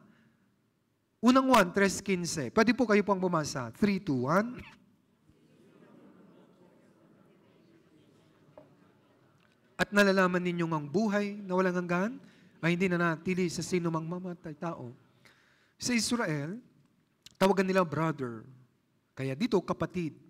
Ang ibig niyang sabihin, ang sino mang nagagalit sa kanyang kapwa-tao ay isang mamamatay tao. Sa Biblia, nagalit ka lang para sa Diyos, murder na yun. Murder sa puso. Minurder mo na siya sa puso mo. Kaya mayroon pong isang uri ng pagpatay, aktual na pagpatay, at mayroon ding pagpatay sa puso. Dito, hindi tayo guilty, pero guilty tayo sa pangalawa. Kaya bagsak na rin po tayo dito. Yan po ang malinaw. Sabi sa Biblia, huwag kang papatay. At ang sino mang pumatay ay mananagot sa hukuman. Ngunit sinasabi ko sa iyo na ang bawat napupot sa kanyang kapatid ay mananagot sa hukuman. At ang sino mang magsabi sa kanyang kapatid, raka. Sa Hebrew, kapag sinabing raka, anumang salitang nanlalait. Kapag may nilait ka, para ka na rin pong nakapatay sa harap ng Diyos. Alam mo, sinabi, ang pangit mo. Nilait mo na siya. Parang pagpatay na po yun. Character assassination na po yun. Siniraan mo siya sa ibang tao. Character assassination. Pagpatay na rin po yun. Ito po, expression mo to. Lahat tayo, di ba? Sabihin mo lang daw, ulol ka, magdurusa ka sa nag-aapoy na impyerno. Nung nakita ko ang verse na ito, grabing higpit ng batas ng Diyos.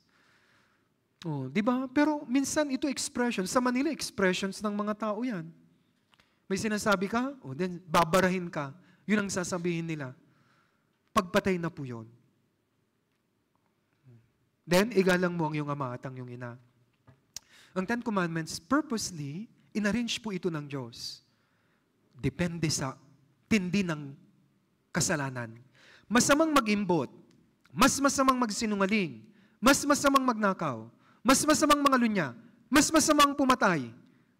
Pero mas masama kapag sinasagot-sagot nyo ang inyong mga magulang. Dapat maintindihan nyo ang Ten Commandments. Ganito po, para maintindihan. Halimbawa, meron po sa bilibid ngayon na murder. Nasentensyahan po siya habang buhay na pagkabilanggo. Pero ang taong ito, ginagalang niya yung nanay at tatay niya. Talaga po, talagang mahal na mahal niya.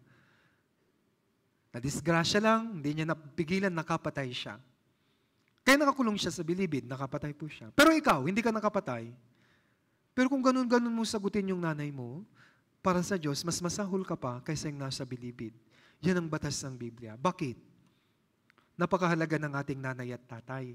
Hindi nyo maiintindihan ang concept ng pagiging Diyos, Ama, kung hindi mo naiintindihan, hindi mo nagagalang yung pagiging nanay at tatay ng mga magulang mo na binigay ng Diyos bilang instrumento para mailuwal ka sa mundong ito. Kahit anumang sama o kakulangan, may mga kakulangan ng magulang, Ito po, tandaan nyo, wala ka dyan ngayon kung wala sila. Sa Israel, batas ito ni Moses, ang manakit sa kanyang ama o ina, ipapatayin. Ito po, hindi physical na pananakit lang. Pag nasaktan mo sa words, papatayin ka. Kung ito susundin, patay tayong lahat, wala nang natira. Ang magmura sa kanyang ama o sa kanyang ina ay papatayin. Bakit? Kahit ulitin ko, kahit may mga kakulangan ng magulang natin, nung bata ka, madaling araw, kinakayod ka nila. Nagpawis yan, nagtrabaho yan. Ang nanay, lalo na ang nanay, hindi makatulog para alagaan ka. Sabay ngayong lumaki ka na. Sagot-sagutin mo yung nanay mo, sabi ng Diyos. Ay, impyerno ka talaga. Tingnan niyo po ang pagmamahal. Dito sa video clip, may isang tatay, biyudo po siya, pero kinakayod niya ang kanyang anak. Nagtatrabaho mabuti. Kaya gumawa ng sulat yung anak. Okay.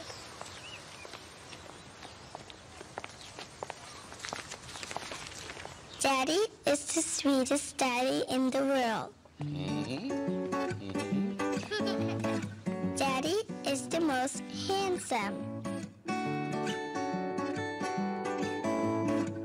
The smartest.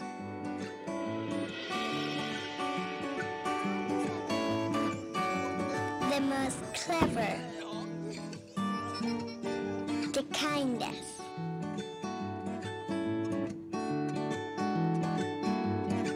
He is my Superman. Daddy wants me to do well at school.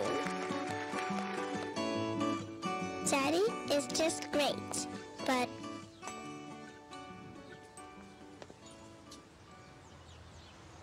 he lies.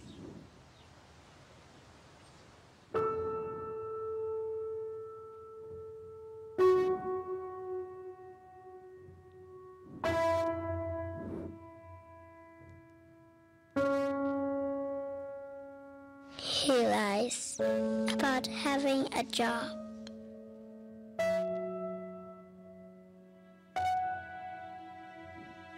He lies about having money.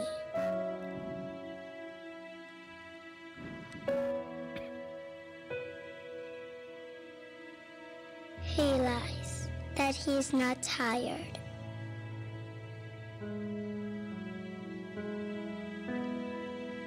He lies that he's not hungry. Isusubo na lang nila, ibibigay pa. Kasi sabi ng bata, nagsisinungaling siya dahil sa akin. Gutom ka pa? Hindi. Sa'yo na yan, anak. Hindi ako gutom, kahit gutom na siya. Kasi ganyan magmahal ang mga magulang. He lies that we have everything.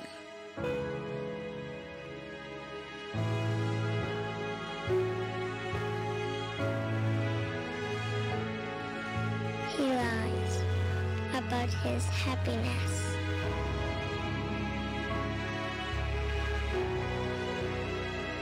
He lies because of me.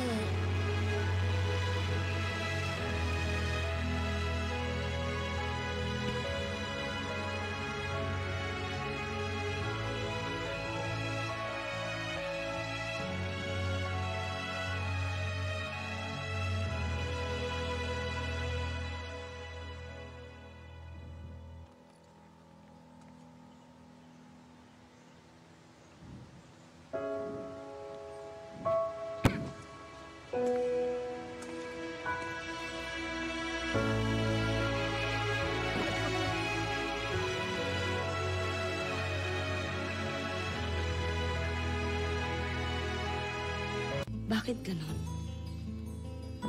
Ang lalaki kapag binigyan niya ang pamilya niya ng pagkain, damit, hanggang sasabihin ng mga tao, "Aba, mahusay siyang ama."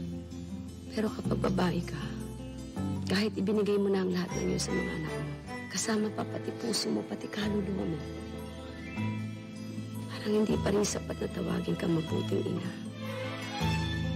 Nung isilang ka sa mundong ito, laking tuwa ng magulang mo, at ang kamay nila ang iyong ilaw.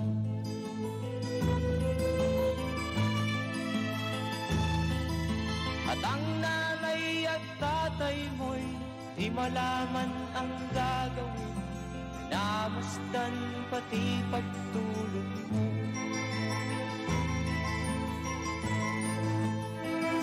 At sa gabi nagpupuyat ang iyong nanay sa pagtimpla ng gatas mo.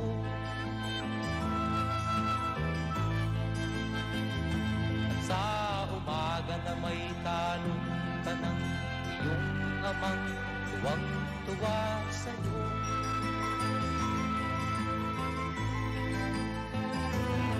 Ngayon nga ay malaki ka na, nais mo'y maging malaya, di man sila payag, walang magagawa.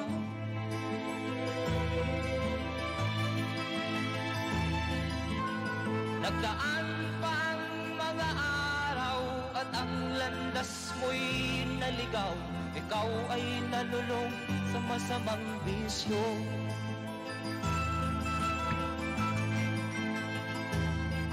At ang una mong nilapitan ang iyong inang lumuluha, at ang tanong, anak, ba't ka nagkaganyan? Sana, tuwing umiinom ka ng alak, habang iniitip mo ang sigarilyo mo, habang nilulustay mo yung mga perang pinadala ko, sana maisip mo rin kung ilang pagkain ang tiniis kong hindi kainin para lang makapagpadala ako ng malaking pera dito. Sana maisip mo kahit konti kung gaano kasakit sa akin na mag-alaga ng mga batang hindi ko kaano-ano. Samantalang kayo mga anak ko, hindi ko man lang kayo maalagaan. Alam mo ba kung gaano kasakit yun sa isang ina? Magsisisiyang sa isip mo, nalaman mo, ika'y nagkamali. Yes. Kaya matindi. Pero, maraming beses tayo, sinasagot-sagot natin ang mga magulang.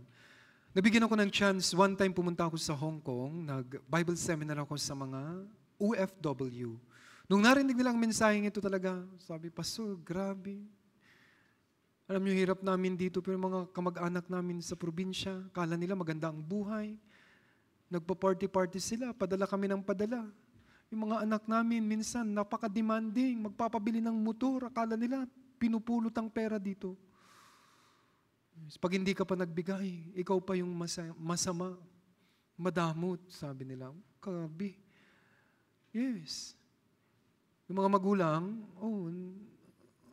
nabalita ito, nagpupuna siya dun sa napakataas na floor ng bintana. Buwis buhay. Samantalang mga kamag-anak sa Pilipinas, pahingi, magpadala ka. Hindi nila alam kung gaano kahirap. Bakit ganon? Dahil sobra na po sa kasalanan ng mundong ito. Yes, kaya 1 to 10, di natin nasusunod. Inisa-isa ko po yan, ex ko na po, hindi nasusunod. Kaya nga, makasalanan tayo. Baka tanungin niyo ko, kung gayon, Pastor, di pala natin masunod, bakit binigay ng Diyos ang 10 Commandments? Ang 10 utos ay para salamin. Ano ang pinapamukha ng Diyos sa'yo? Makasalanan ka. Yun lang po yun. Di mo nasusunod, kaya makasalanan ka. Sapagkat sa pamamagitan ng kautusan ay ang pagkakilala ng kasalanan. Anong ibig sabihin? Sa pamamagitan ng 10 Commandments, isa lang magiging konklusyon mo. Babasahin mo, 1 to 10, di ko kayang sundin. Makasalanan pala ako. Yun ang purpose ng Diyos. Maraming tao, maraming relihiyon, di nila naintindihan. Ipapaskil nila sa labas ng mga kapilya nila, sundin ninyo. Sabi ko, wala talagang alam sa Biblia ang mga to. Walang makakasunod yon. Kasi binigay yan ng Diyos, pinapamukha lang ng Diyos sa atin. Makasalanan kayo, lumapit na kayo sa akin, magsisi na kayo, kung hindi may pupuntahan kayo. Magbabayad kayo, sabi niya, sa araw ng paghuhukom. Kaya, 100% makasalanan po tayo. Ngayon, for sure, kung nakikinig kayo na intindihan mo, makasalanan po kayo, hindi.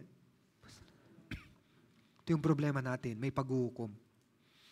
Ano ang kapalaran ng makasalanan? Ito ang buhay natin. Born sinner ka, buhay mo, nabubuhay ka sa kasalanan, isang araw, mamamatay tayo. Yan yung sure. Saan ka pupunta? Harap ka sa paghukom. Saan ka pupunta? Huwag na akong mag-isip impyerno. Kaya tayo nagba-Bible seminar, hindi ito alam ng tao. Limited lang ang isip niya. Ang isip lang niya yung mabuhay sa mundo. Pero hindi niya alam kapag namatay siya may impyerno. Tinuro ko po, ang makasalanan sa impyerno, may paghuhukom po. Ito ang batas ng Diyos. Hebreo 9:27. Basahin po ninyo. 3, 2, 1. Yes. Minsan ka lang mamatay, pagkamatay ng isang tao, haharap na siya kaagad sa Diyos sa paghuhukom.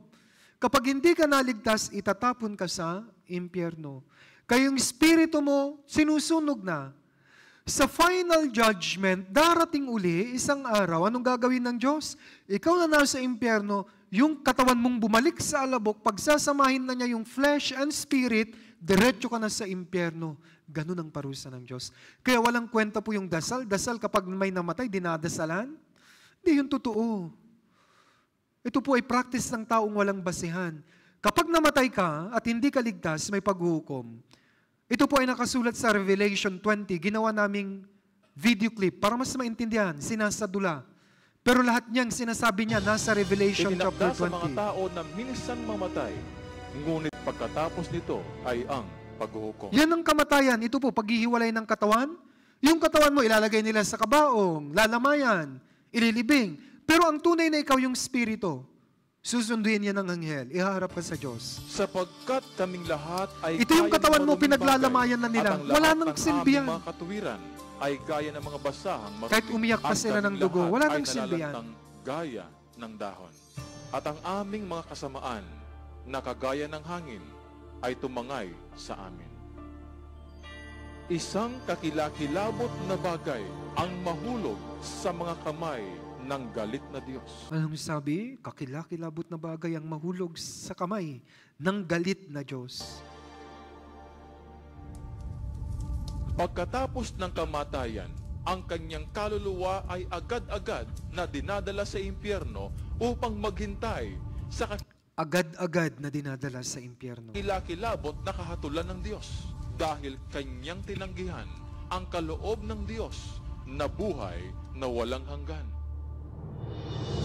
Dumarating na ang panahon. Tinatawag itong dakila at kakilakilabot na araw ng paghatol ng Diyos, na kung kailan ang lahat ng mga nangamatay sa kanilang mga kasalanan ay tatawagin upang humarap sa Panginoong Jesucristo upang mahatulan. Sinasabi ng salita ng Diyos, at nakita ko ang isang malaking puting trono at siya na nakaupo roon, na sa kanyang mukha ang lupa at ang langit ay tumakas, at walang nasumpungang lugar para sa kanila. At ibinigay ng dagat ang mga patay na nasa kanya. At ibinigay ng kamatayan at impyerno ang mga patay na nasa kanila. At nakita ko ang mga patay na maliliit at dakila na tumayo sa harap ng Diyos. At ang mga aklat ay binuksan, at isa pang aklat ang binuksan na siyang aklat ng buhay. At ang mga patay ay hinatulan mula sa mga bagay na iyon na nasusulat sa mga aklat ayon sa kanilang mga gawa. Ang bawat walang kabuluhang salita na sasabihin ng mga tao ay kanilang ipagbibigay sulit sa araw ng paghuhukom. Kapag ito ay natapos na, hihilingin ng Diyos sa isang anghel na buksan ang aklat ng buhay upang tingnan kung naroon ang iyong pangalan. Titingnan ng anghel at sasabihin, Wala po ang pangalang iyon, Panginoon. at sasabihin ng Diyos, lumayo kayo sa akin, kayong mga isinumpa sa walang hanggang apoy na inianda para sa diablo at kanyang mga anghel. At ang mga ito ay mapupunta sa walang hanggang kaparusahan. Ngunit ang matutuwid sa buhay na walang hanggan. At sino man ang hindi nasumpungang nasusulat sa aklat ng buhay ay hinihagis sa lawa ng apoy. Sinasabi ng Biblia, at ang usok ng kanilang paghihirap ay pumapailan lang magpakailan at kailanman. At sila'y walang kapahingahan sa araw ni sa gabi. Kaya mali po yung paniniwala ng tao na kapag namatay na ako, pastor, wala na akong mararamdaman. Pag namatay ka, hihiwala yung espiritu mo may pakiramdam. At kung hindi ka ligtas, sabi kanina, walang pahinga araw man o gabi, puro lang sigawan dahil sa sakit sa impyerno. Haharap tayong lahat dito. Paghuhukom ng Diyos. Ano ba yung paghuhukom? Ang bawat isa sa atin haharap. May dalawang aklat, ito pong Biblia, ngayon ginagamit na natin, at aklat ng buhay. Gagamitin ng mga aklat na ito upang hatulan ka. Sa number 4, hindi lang po yung ginawa mong aktual, pati yung laman ng puso mo, pati yun, hahatulan. Ano yung hatol? Ang bawat makasalanan ay itatapon sa lawa ng apoy. Tinanong ko kayo kanina, makasalanan po ba? Madali lang nyo lang sabihin, opo. Pero ano pa ang sabi ng Biblia? Ang bawat makasalanan, itatapon sa impyerno, sa apoy. Kaya tayo nagba-Bible seminar. Hindi po ito biro. Ulitin ko, hindi ito church activity. Ito po ay para sa'yo. Para asamin mo at ilingin mo sa Diyos ang kaligtasan mo. Kung hindi, may apoy po na nang naghihintay. Parang ito ka sa paghuhukom, may flat screen. Sabi ko po nung second day, lahat ipa-flash ng screen. Naka-record yan sa konsensya mo. Kaya nga ngayon may CCTV. Kahit walang nakatingin, recorded ng CCTV, ang konsensya natin CCTV yon. Ipi-play yan ng Diyos lahat. Mula pagkabata, lahat ng kasalanan ginawa mo, wala kang maikakaila. Lahat ng kasalanan. At ito ang batas ng Diyos. Roma 6:23, sapagkat ang kabayaran ng kasalanan ay kamatayan. Ano po yung kamatayan? Impyerno po yan dito. Ang bayad ng kasalanan, impyerno. May pagkakaibang paghuhukom sa tao, dito po sa mundo natin at sa Diyos. Dito po sa mundo natin, pag nilabag mo ang batas, aktwal mong nilabag, ikukulong ka. Sa Diyos iba.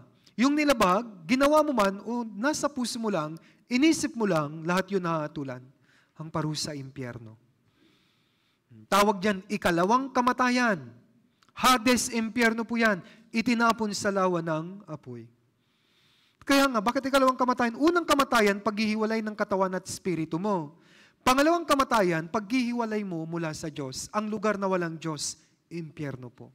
Kaya nga ikalawang kamatayan ang tawag. May impyerno ba?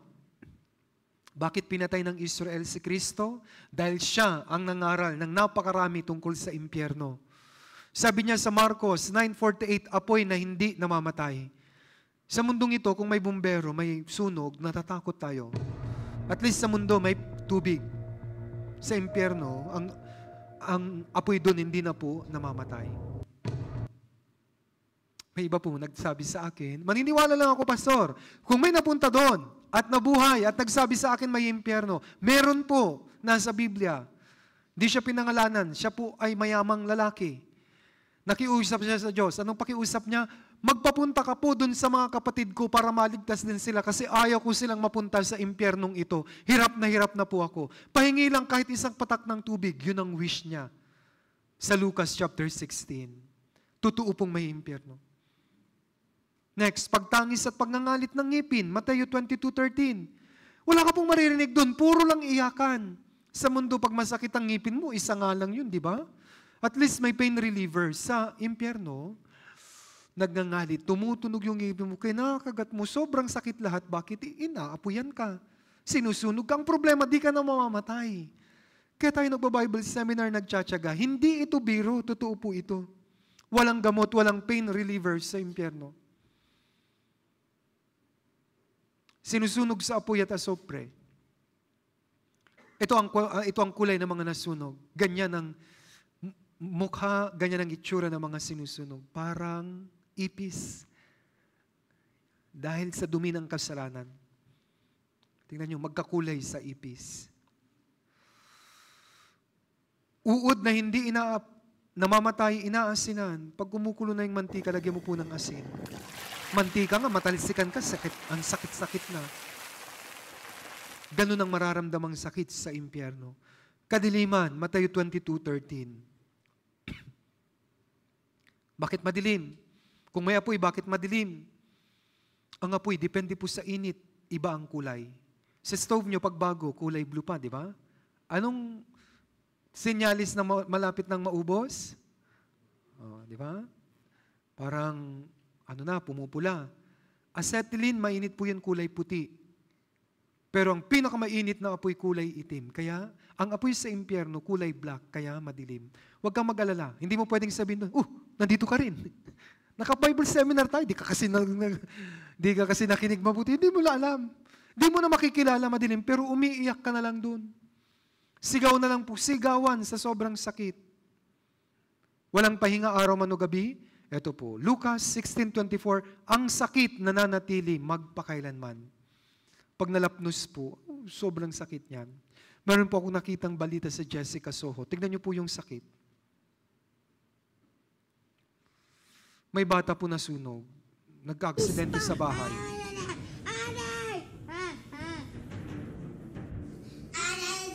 Aray lang. Ang pinakamasakit po yung masunog. Dudugo. Kasi nakukuhaan ko ang yung skin niya. Nabaklas. Hindi ko na kaya, sabi ng bata. Aray. Kasi sa impyerno, sigawan lang po. Aray, ang sakit. Doon, forever kang magsisisi. Naniwala sana ako. Nakinig sana ako sa Bible seminar. Ito po nasunog sa India, sakit. Ganito po yung agony. Yun. Sa ospital, naranasan ko na po mag-counseling sa mga talagang hirap na. Yun po yung sigaw ng hirap, ganun sa impyerno. Diba? Meron na kayo na-experience sa bahay, may sakit, hirap na siya. Di ba awang-awa tayo? Kaya tayo nagpa-Bible seminar, awa po ito. Ayaw naming mapunta ka doon. Sobra. Hindi mo lang po alam. Ang Panginoong Hesus ayaw niyang mapunta ang mga tao doon, pero ang titigas kasi ng ulo. Ayaw nilang maligtas. Pagkahiwalay sa mahal sa buhay. Halimbawa, yung asawa mo niyaya ka dito, ayaw mo, hindi ka naligtas, wala na. Ano pa, may entrance, walang exit. Ang dami pa pong mapapakita, pero ito po yung mas madali niyong maintindihan. Si Kristo lahat ang nagsabi niya. Kaya mga taga-Israelita, nagngingit-ngit ang ngipin nila. Bakit? Ang tao, ang gusto nilang marinig, yung ibang preaching. Si Jesus Christ nag-preach tungkol sa impyerno. Sa mga simbahang napuntahan nyo, may magpipreach ng impyerno, wala ho. Ano-anuhin lang kayo, pagpapalain ka ng Diyos. Ganun lang ang sasabihin nila sa inyo. Mabuti kang tao, hindi ho yun totoo. Ito ang totoo nasa Biblia. Kasabi ni Jesucristo, dahil ayaw niyang may mapunta sa impyerno, sabi niya, kinumpara niya ito sa sakit. Kung ang paa mo nakakapagpatisod sa iyo, putulin mo ito. Mas mabuti pa na pumasok sa buhay na pilay kaysa may dalawang paa ka at maitapon sa impyerno. Ano ibig niyang sabihin? Sa mundo, naputol yung paa mo, panandalian lang yung sakit. Okay lang, huwag ka lang mapunta sa impyerno. Yun ang ibig niyang sabihin. Dahil sa impyerno, hindi mo ma-imagine ang sakit at magpakailan na po yun. Ganon din, sabi niya, kung ang mata mo ay nakakapagpatisod sa iyo, dukitin mo ito. Mahirap po, alisin mo yung mata, masakit, pero mas masakit pag nasa impyerno ka. Illustration ang ginawa niya. Ano ang punto ni Kristo dito? Huwag na huwag kayong pupunta doon. Huwag. Sino ang pupunta sa impyerno? Apocalypse 21:8, mga duwag. Ano po yung duwag na ito? Umatin sa Bible seminar. Pag uwi, yung mga kapitbahay, kinantyawan siya, "Oy, punta-punta ka doon." O, hindi na siya pumunta. Mas nakinig doon sa kantyaw ng mga tao. Hindi niya mapanindigan ang katotohanan. Isa pa rin po yun sa duwag. Sinabi na po lahat na sa Biblia, pag uwi, hindi yan totoo. Basta ako, dito na ako ipinanganak. Dito na ako lumaki. Dito na ako mamamatay. Duwag ang tawag to. Next, hindi mananampalataya. Karumal-dumal, mamamatay tao, mapakiapid, mangkukulam, sumasamba sa Diyos-Diyosan. Mga ribulto. Lahat ng sinungaling. Wala pong exempted. Ibig sabihin, lahat ng makasalanan. Ang kanilang bahagi ay salawan ng nagliliyab na apoy. Ganito po ang impyerno. Paglalarawan lang po. Yung sigawan. Pero sa impyerno, kulay black kulay black po yung apoy. Buhay sila, may pakiramdam. Sigawan lang po doon. Ganyan ang impyerno. Yun yung ganung sigaw sa sobrang sakit. Yes, totoo ito. Hindi ito papalya dahil nasa Biblia po ito. Kaya sabi ni Kristo, subalit ipapakita ko sa inyo kung sino ang inyong dapat katakutan. Katakutan ninyo siya na pagkatapos pumatay ay may kapangyarihang magtapon sa impyerno. Oo, sinasabi ko sa inyo, siya ang inyong katakutan. Minsan, ang mga tao, pinangaral ko na ang session number 4, sabi namin bukas, session number 5, kaligtasan. Hindi nakapunta. Bakit? Nagsabi yung bossing niya, sige, pag pumunta ka, mag-overtime ka. Pag hindi ka nag-overtime, wala ka ng trabaho. Mas natakot siyang mawalan ng trabaho. Pagbabayaran niya isang araw sa impyerno, wrong choice. Yung iba, takot, mawalan ng kita. Kaya hindi nagba-Bible seminar. Ay, huwag ka raw matakot sa mga yan. Ang katakutan mo, ang Diyos na pwede kang itapon sa impyerno. Pero dahil mababaw ang pagkakilala natin sa Diyos, kaya hindi tayo takot sa Kanya. Pero sa Bible seminar na ito, yes, meron akong karanasan sa Quezon City. Alam niyo po, nanood siya ng Bible seminar. Siya po ay dalagad. Magdidibo siya. Yung Friday, mismong dibo niya. May usapan sila magkakamag-anak. Uwi sila ng Ilocos sa Friday yon. Pero nanood siya. Thursday, Bible seminar. Siya po yung may dibu. Isi-celebrate nila sa Ilocos. Anong ginawa niya? Hindi siya pumunta. Lahat ng kamag-anak parang gusto siyang itakwil. Bakit di ka pumunta? Birthday mo, inuna mo pa yan. Naintindihan niya ito. Mas natakot siya sa Diyos. Wala siyang pakialam sa sasabihin ng mga tao. Kasi kung talagang naintindihan mo ang session ngayon, kahit bumagyo bukas, nandito ka. Kahit maraming problema, nandito ka. Kasi bukas ipapangaral ang kaligtasan. Kaya kailangan mo pong maligtas. Dahil may impyerno. Ang kaligtasan bukas, nasa Biblia po yun. Kaya, ano po ang hihilingin ko? Bago tayo mag-pray, kailangan ng tunay na pagsisisi. Sa Biblia, isang paglalarawan po ito ng pusong nagsisisi. Ang Panginoong Hesus ang nagbigay ng kwentong ito sa Lucas 18:10-13. Isang araw, may dalawang tao pumunta sa templo upang manalangin. Number 1, ito po yung Fariseo at isang maniningil ng buwis. Ito po yung Fariseo, maniningil ng buwis. Yung Fariseo, parang pari po ito, religyoso. Kaya akala niya, pupunta siya sa langit. Kaya nagyabang siya sa Diyos. Anong sabi niya sa Diyos habang nananalangin? Nakataas po yung kamay niya. Sabi niya sa Diyos, Diyos, pinasasalamatan kita na hindi ako gaya ng ibang tao. Ito yung sinasabi ko. Wala siya, hindi niya nakikita yung sarili niya. Kinukumpare niya yung sarili niya sa iba. Mga di makatarungan, mangingikil, sabi niya, mga mangangulo niya. Sabi pa niya, ugaya man ng taong ito maniningil ng buwis na ito. 2 ulit akong nag-aayuno sa isang linggo. Nagbibigay ako ng ikapos sa lahat ng aking kinikita. Nagyabang po siya sa Diyos. Yan po yung pusong walang pagsisisi. Ang gusto kong tularan niyo itong maniningil ng buwis. Sa panahon ni Jesus Christ, salot po ang tingin nila dito. Bakit? Nagsusumbong yan sa Roman Empire, sinusumbong niya ang kapwa niya mga Israelita para magbigay sila ng buwis. Yung iba doon, kinukuha niya. Kasi sinusumpa ito ng mga tao, pero alam niyang makasalanan siya. Kaya ano po ang kanyang panalangin? Wala na siyang nasabi. Subalit ang maniningil ng buwis na nakatayo sa malayo ay ayaw itingin man lamang ang kanyang mga mata sa langit, kundi pinapalo niya ang kanyang dibdib. Sabi lang niya, Diyos, mahabag ka sa akin na isang makasalanan. Sa Israel, ang panalangin nila nakaganon. Pero ito, binago niya. Yumuko siya kasi hiyang-hiya sa Diyos. Sabi niya, mahabag ka sa akin, isang makasalanan. Ganito po ang pusong nagsisisi. 3 bagay po kung talagang may pusong nagsisisi ka. Number 1, knowledge, nalaman mong makasalanan ka. Alam niyang makasalanan siya. Number 2, sa iyong puso, anong mangyayari? Malungkot ka. Dahil ngayong araw nalaman mong pupunta ka sa impyerno kung hindi ka maligtas. Pero pangatlo, mayroon pa po.